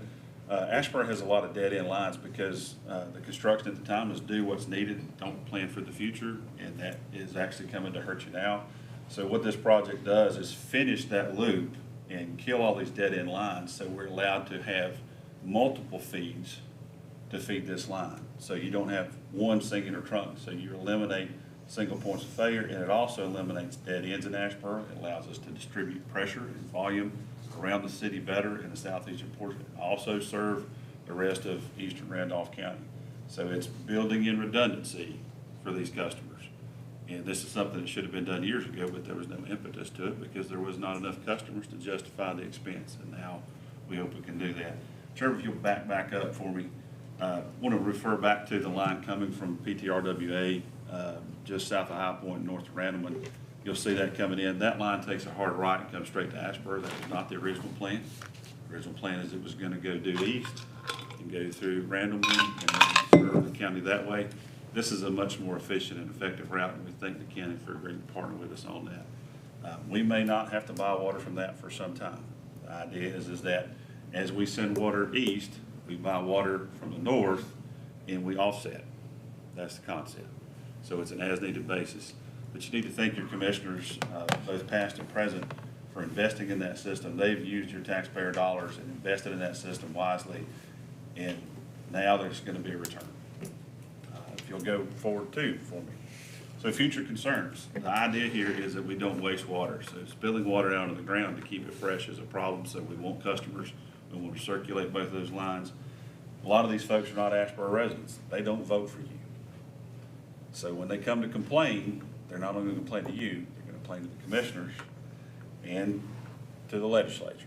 So good and bad, but you're now in a larger corporation, a larger district, and you have other concerns you got to worry about. Even though they're not your citizens, you got to take care of them just like they are, because they are your customers. Pressure is a concern. That's something we've got to deal with. At the at the river crossing, if you'll back up to the map, Trevor, 2 slides. When you cross the river in Ramseur, that's going across the river at about 275 PSI. It's not something you're going to want to open a hydrant on. So we have to start thinking about how we step down this pressure, just like an electric transmission line going through town. There's transformers to step it down into your house. Same thing with water. Think about water just like electricity. It's just as dangerous. All right, go back, Trevor, to the last line. Taps on that distribution line are something we need to consider, and it needs to be done very thoughtfully how we do it. There's going to be a need for future water tanks, not just for storage, but mostly there's going to be giant pressure reducing valves. The water tanks are, and tanks are expensive. So we need to put them in the right spot. So when we make that investment, somebody 30 years, 40 years from now says, why did they put that tank there? Why didn't they do it here? Or why did they do this? We need to be very judicious about how we make these decisions so you're planning for the next generations. Franklinville's already reached out to us and would like to have water, and we need to negotiate that with them. We've already committed to help serving them in a part of the town. Farmers, another issue we need to talk about going west, and the state and the county and us are already working on that. And then, of course, the zoo. You would not do the water system and sewer system at the zoo the way it was done back then. It was done as like it was an industry. And really, it's a large subdivision, and that's the way it should be treated, and we need to figure that out. And that's another part of this that's coming up that we need to work on. And so you have before you an interlocal agreement that's been co-drafted by both county staff, city staff, and approved by multiple attorneys that are very qualified and have all had participation in it. And I think you've got a document that sets the groundwork for many, many future partnerships. And since you have some guests, they may want to speak. Yes. Since Commissioner Kidd put me on the spot. I will not put you on the spot. Anybody would like to speak? Any commissioner would like to speak? I would just like to say that it represents collaboration of the highest degree, and that's what it is going to take for Randolph County, and I mean county-wide, not Randolph County government, but for Randolph County to meet the needs of its citizens for the future. So we're looking at now, but we're also looking into the future. That also takes vision and knowledge. I think we have both, and I am proud to be part of this decision, and I'm grateful for the city of Asheboro and for their willingness to be involved in this. I think it is going to serve our citizens across our county very well. So thank you. Thank you. I've talked enough, but I will add one thing. Yeah, you're at a time where you've got incredibly qualified staff on both sides. You're at a time where you've got the right elected folks on the boards. And so it's all come together at the right, and there's funding available. Right? You've got all those elements at one time. May not ever have this again. So. Okay. Anybody got any questions? No question, but a comment. I mean, this is, Commissioner Haywood used vision, and this is a vision for a future. And this is an opportunity for us, as city manager said, it's a great opportunity where generations down the road, they will say, boy, they did the right thing then, just like they say today when we built all our city lakes. Boy, they did the right thing, and they had great opposition against that back then, you know, but it was the right thing to do, and this is the right thing for us to do as well. Agreed. Okay, any other comments? We entertain a motion. I'll make the motion. Okay. Enter into this agreement. Okay, motion to enter into the interlocal agreement between Asheboro and Randolph County by Ms. Pugh. Second. We have a second by Mr. Cheek. Thank you. Any further discussion? May I add, since we didn't do it enough, thank the General Assembly. Yeah. And make sure they understand this.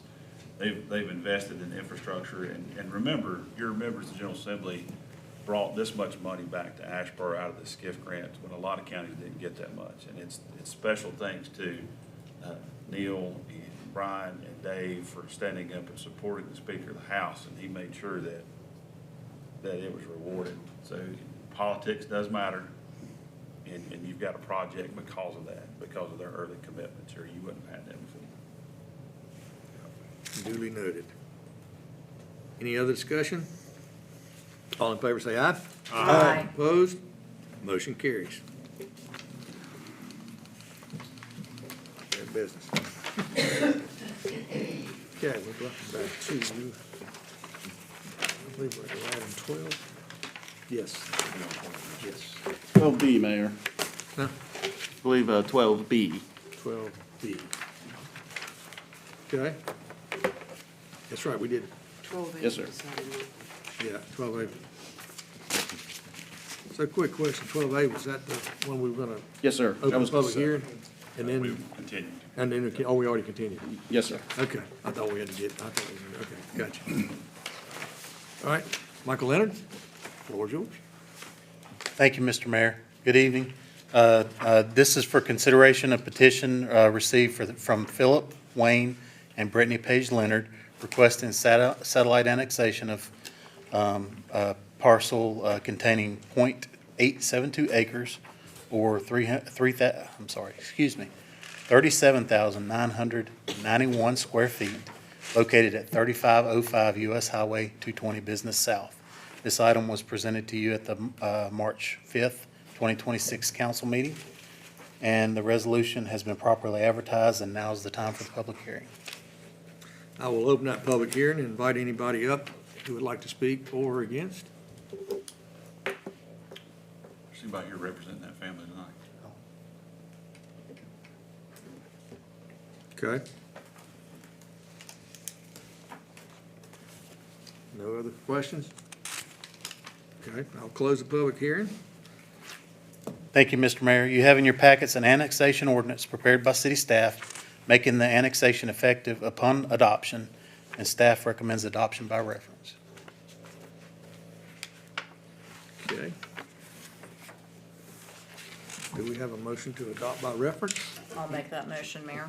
Okay, thank you, Ms. Heath. We have a motion. Do we have a second? I'll second. Second, thank you, Mr. Burks. Any further discussion? All in favor, say aye. Aye. Motion carries.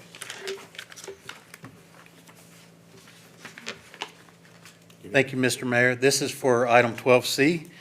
This is for consideration of a petition received from Swartz Properties, LLC, requesting satellite annexation of a parcel containing .674 acres or 29,370 square feet located at 4402 US Highway 220 Business South.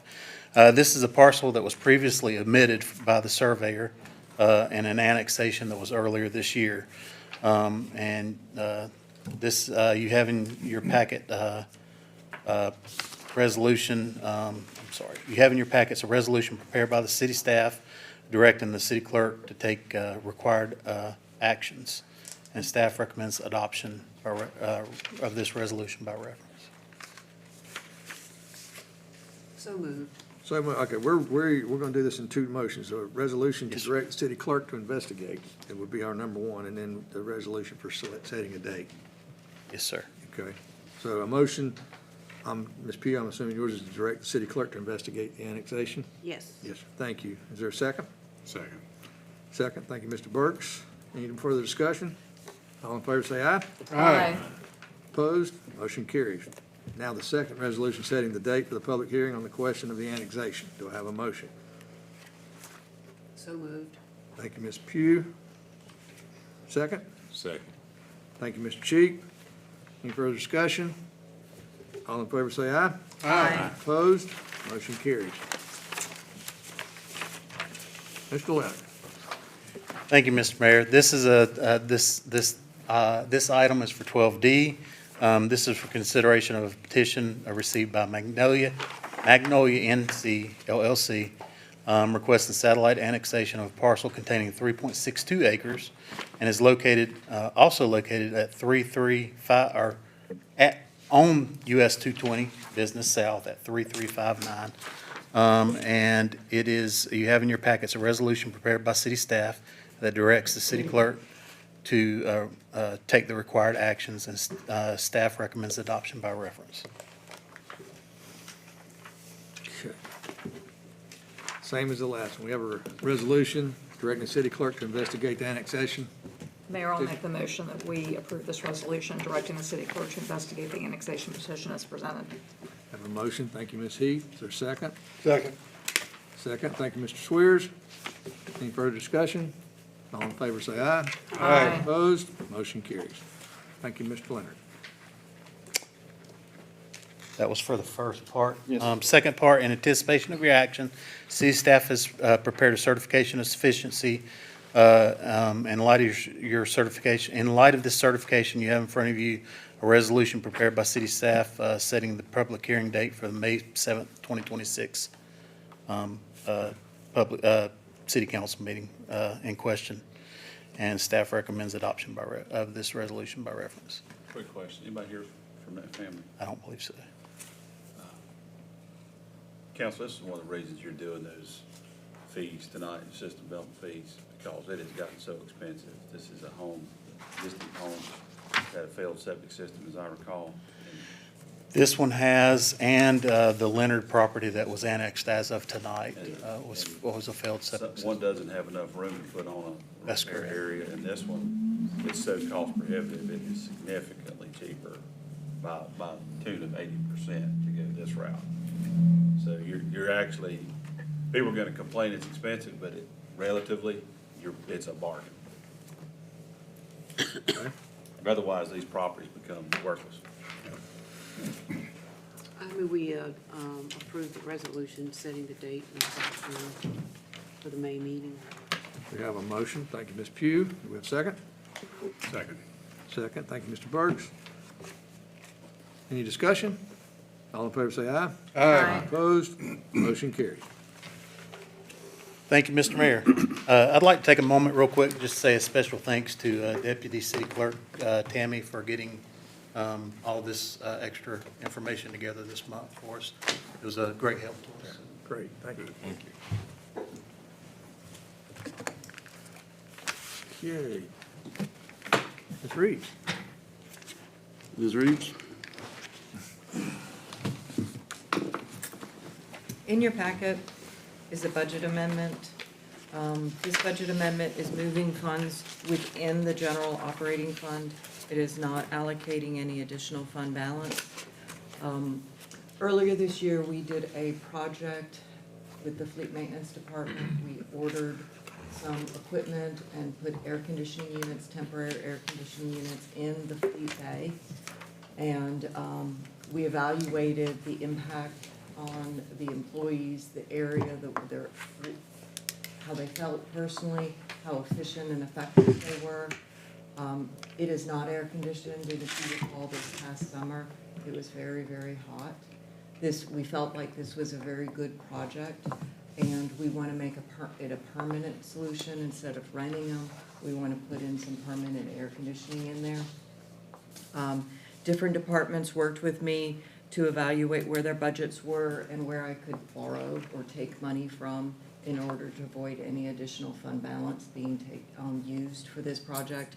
We want to get this project done early before it gets hot, because we want to capitalize on the good feeling that our employees have and the excitement that they had feeling better working and going into another possibly very hot summer. And so that is the background behind this. This ordinance moves money from different departments to move the money to the Fleet Maintenance Department so that we can start working on this and get some air conditioning in place for these workers. If there are no questions, I recommend adoption by reference.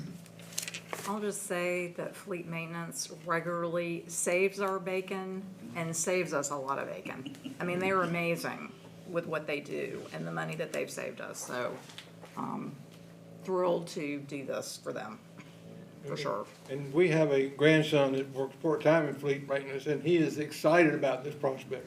I talked to him Easter Sunday, and he was over the moon about the possibility of having a permanent air conditioning system in there. So would you like to make the motion? I would love to make, I'd love to make that motion. On behalf of my grandson, I'd love to make that motion. And the other employees in fleet maintenance. Okay, motion to accept the resolution by Mr. Spears. Is there a second? I'll second it. Who was it? Again, Cheek. Cheek. Thank you, Mr. Cheek. Any further discussion? All in favor say aye. Aye. Opposed? Motion carries. Thank you. You got good news to share, so.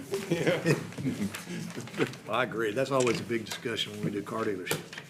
And it's finally now everybody does it, because that's what gets your mechanics to stay. Yeah. If somebody puts one in, then everybody goes, there's a time in Asheboro where if you ever put one in, they start moving their air conditioning. So I think that's a good move. Mr. Nuttall, I need to open a public hearing.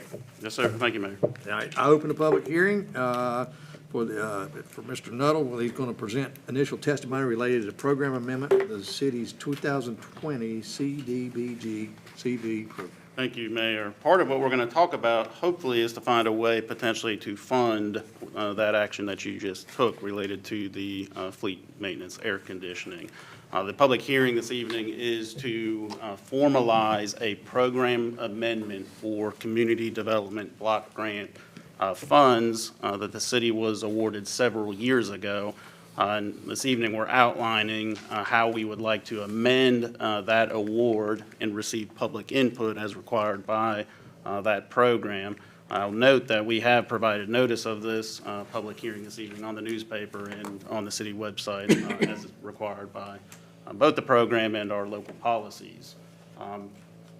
There's two things happening with this projected amendment. One is a funding substitution request and one is a reallocation request. If you remember, late in 2025, the city was notified of a $1 million award to be used towards construction of the Gerald Center City Garden. We have initiated that project and I expect work to begin any day over there. We've been meeting with the contractor on finalizing the tree save and tree removal areas on that project, and that should get underway very soon. J&K General Contractors is leading that build, and they are out at Rayford. The current source of funding is expected to expire in July, and that's because these are COVID-era dollars. It's back from 2020, and the federal government, instead of a 7-year window to spend down these funds, applied a 6-year window. So we knew early that these funds would be expiring and that we would need to be pivoting to look for a new source, a substitute source of funding. I'll recognize Shaquille Simpson Carter here this evening with her daughter, traveled to Asheboro to help answer any questions related to this effort. She is with Insight Planning Consulting, formerly a section chief at the NC Department of Commerce in the CDBG office. So we have good people, experts on our team helping to consult us to get through this process, including this required hearing this evening. But again, we're doing two things. One is to seek a substitute source of funding to allow us to continue to construct that garden. We're going to spend as much as we can spend before that deadline comes. And as a part of that, any remaining dollars of that $1 million award, we are asking the Department of Commerce to allow us to apply towards the air conditioning project in the fleet maintenance, which is an eligible activity under that program. And the second thing that we are asking them to authorize is for us to purchase self-contained breathing apparatus for the fire department.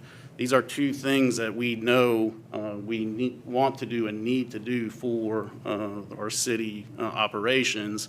The goal is to use any funds that we are not going to be able to spend on the garden and apply those to these other two eligible activities so that we are not returning, the state of North Carolina is not returning any funds to DC.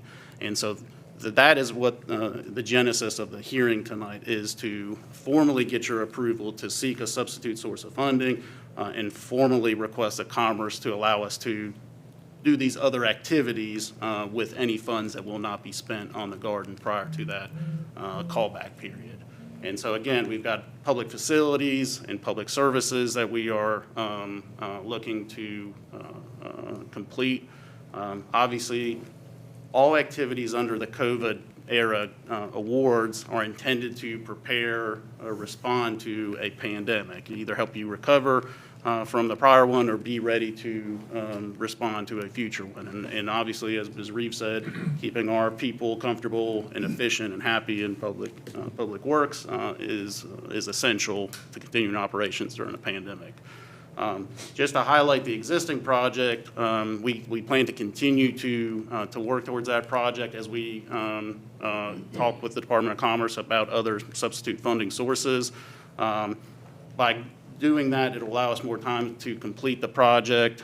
We are looking to use, instead of a COVID-era program, which obviously is sunsetting, and hopefully there will not be another pandemic where a like program has to be created. we are looking to substitute into the Neighborhood Revitalization Program, which is a long-standing CDBG program within the Department of Commerce, which is intended to promote equitable housing or support existing communities and enhance communities and neighborhoods. And that recreational facility is an eligible activity as well. Any program that we do under the Community Development Block Grant Program has to benefit low to moderate income individuals. And in Asheboro, we have greater than 50% of our population is considered low to moderate income persons. So that's oftentimes a metric that is not hard for us to meet as we are looking for different projects. But this evening, it's required that we have a public hearing when we talk about changing the activities that we want to perform with that grant. So I would invite public comments here this evening, and then following that, ask the board to authorize Mayor Trogdon to allow himself and city staff to formally submit the described program amendment to the Department of Commerce. How to do? Okay.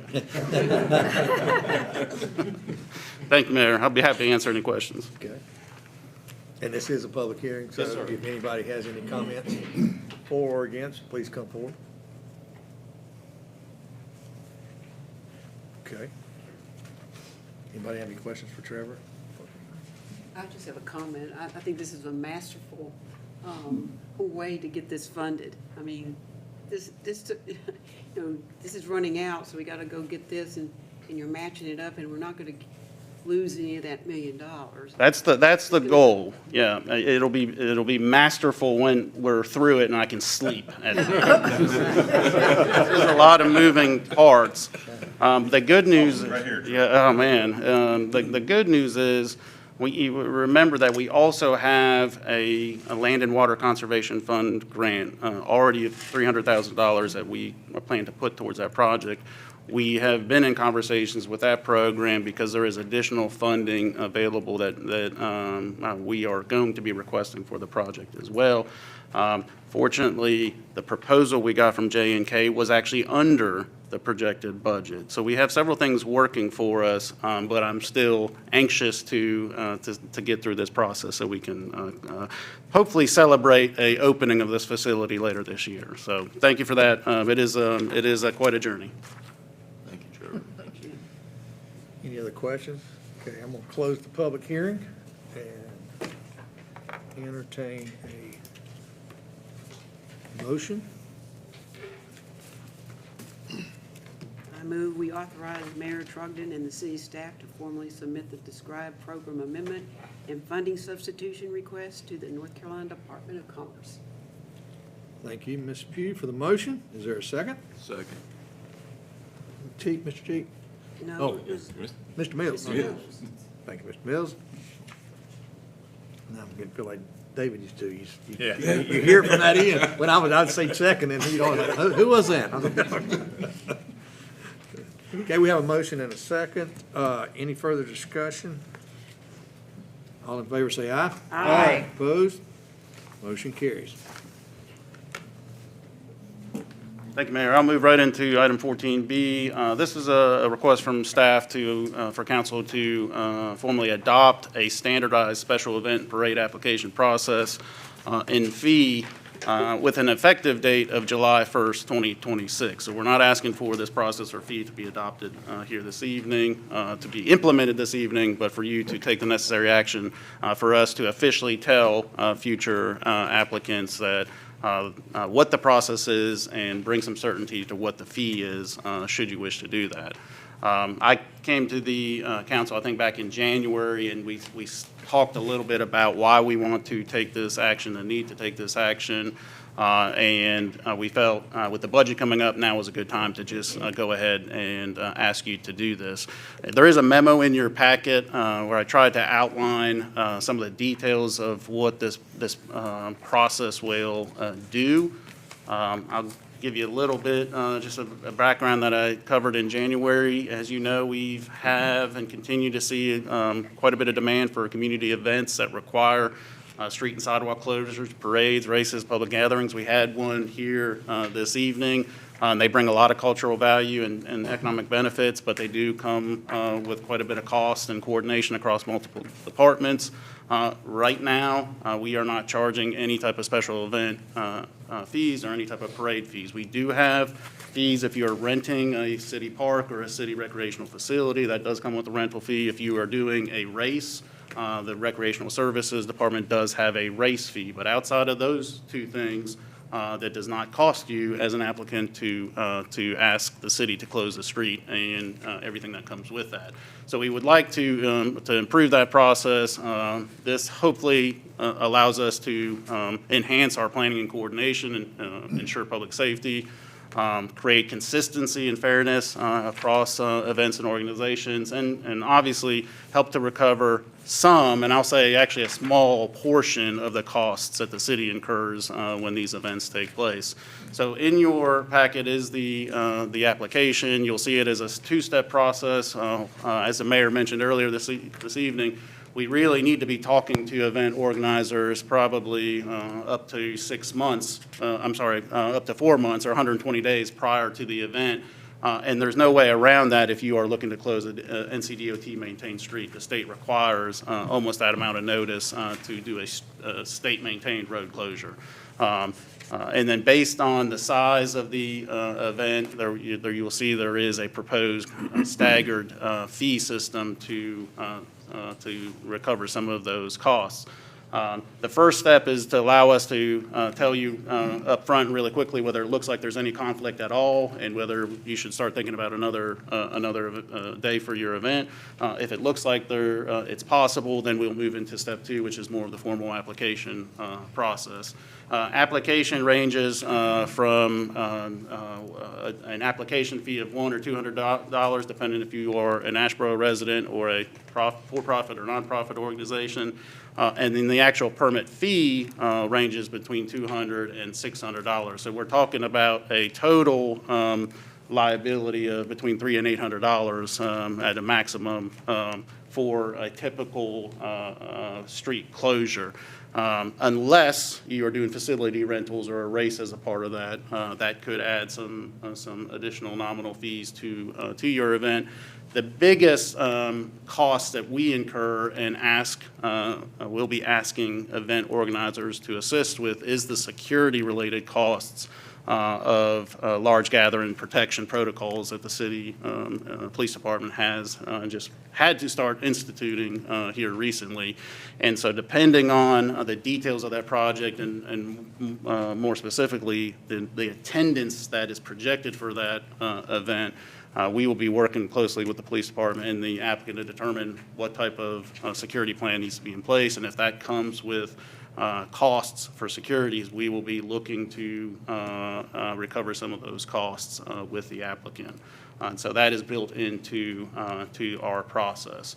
You will see in the proposal, we recognize that there are a lot of great longstanding community events here in Asheboro, and I wish we could recognize them all and continue to operate as we had without any type of fee. But there are a series that are mostly affiliated with federal state holidays that we do think you should go ahead and designate as a legacy event and offer a fee exemption for.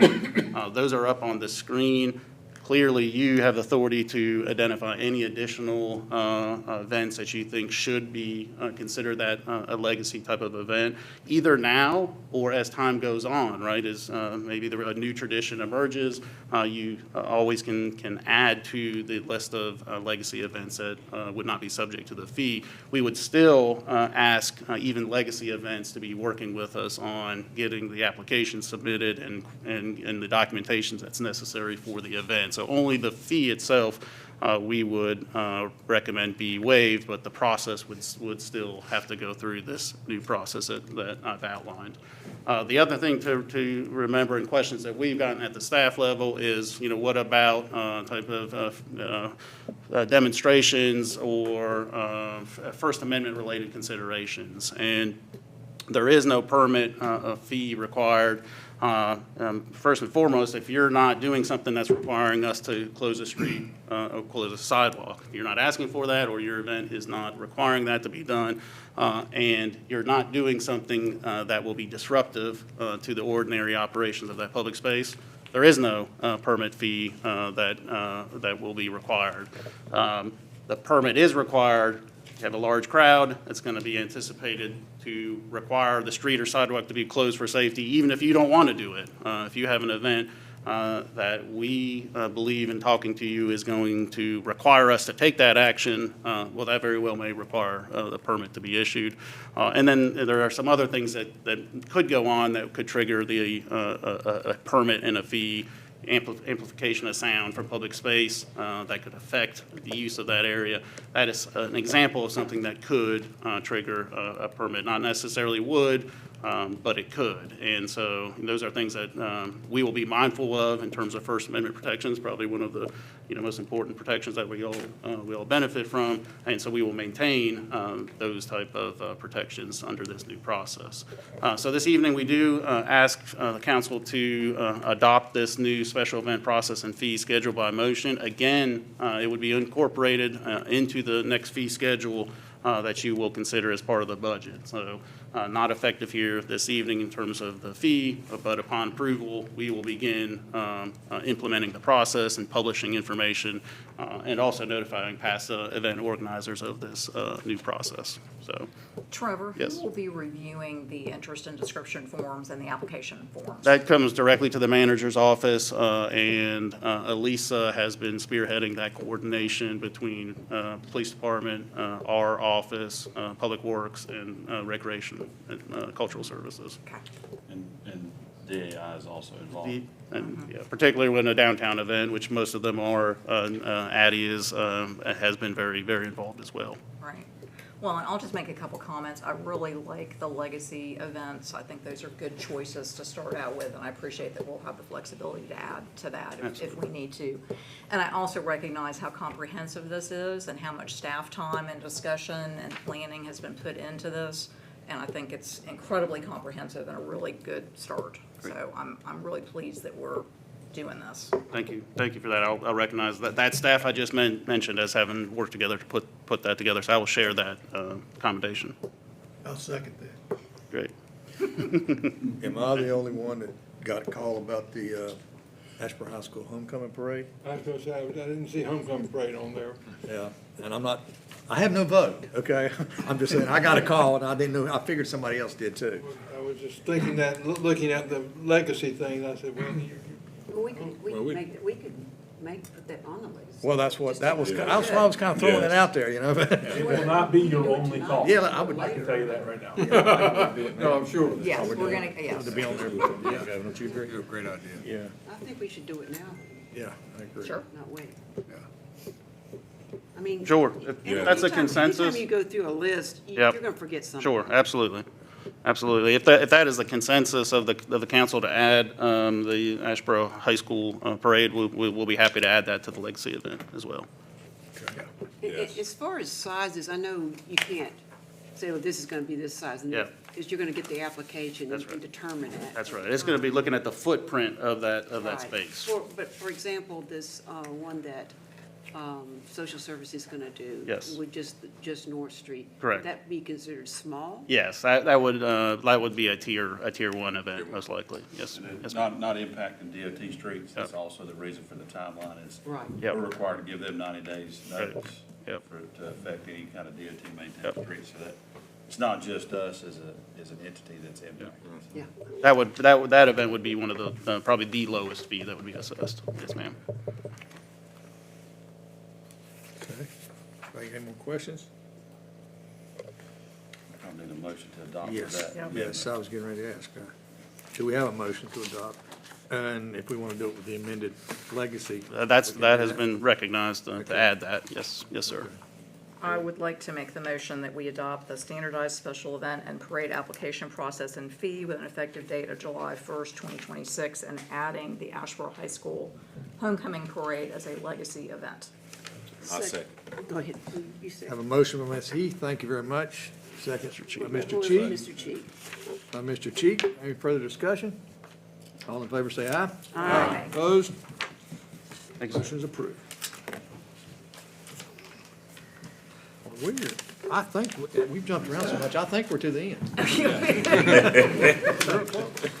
Want to thank Commissioner Hope Haywood for being here, and we look forward to our agreement. I mean, what we did tonight, I think it's a great partnership, and I think citizens are going to benefit the most. And hopefully, 30, 40 years from now, we'll look back and say, they did us a good deed tonight. So, thank you for being here.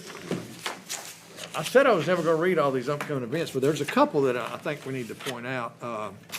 Saturday, April the 11th, is the Common Ground Festival at the Randolph County Agricultural Center. And I thought for Ms. Hope to be here, we need to certainly mention that. We also have a summer concert series kickoff on Friday the 17th, April 17th. And I don't have much information on that is that just celebrating it, we getting ready to start playing music? Lisa? The concert series sponsors will be set up in the Sunset Avenue side of Bicentennial Park, so that lot will be closed. Okay. They'll have some vendor booths, so they're not gonna be like an actual concert, it'll be more of some swag and interacting with the sponsors. Okay. Hi. Okay, great. Passing out schedule and that kind of thing. Yep. Another thing is on the 18th, we have Touch a Truck, including Asheboro Fire and Police Departments at the Hobby Lobby parking lot, which is a pretty cool thing. And then I noticed on Thursday, the 23rd, we got the police department and the fire department having a dodgeball tournament. It's just a dodgeball between the two, like before? They didn't get enough of y'all in basketball? Or y'all beat them last year, okay, all right. It is fun to go to. I've been to a couple of them, and it's very entertaining. And watching, it's just fun. It's fun. I'll have to go with that. The Asheboro Farmers Market will open for the season on Tuesday, May the 5th. And then on Thursday, May the 7th is the Mayor's Prayer Breakfast, and the city does have tables and seats, and Joanne asked me to ask y'all to please let her know who's going to attend and who will have a guest. Also, we have birthdays coming up. Charlie Swears, April the 15th. You're a tax day baby, huh? Well, happy birthday. I'm a deductible. Yeah. And Mary Joan has a birthday on April the 30th. So happy birthday. Happy birthday. I was supposed to come in May. Always prepared, aren't you? Yes, I am. Okay, anybody have any other comments?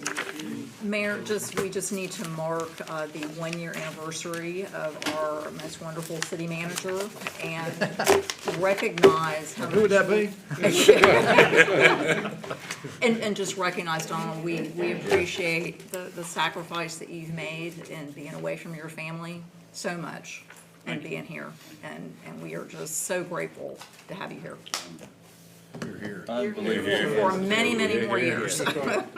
And welcome, Tom, again. Welcome, Tom. We're glad to have you here. Thank you, Mayor. Anything else? We're adjourned.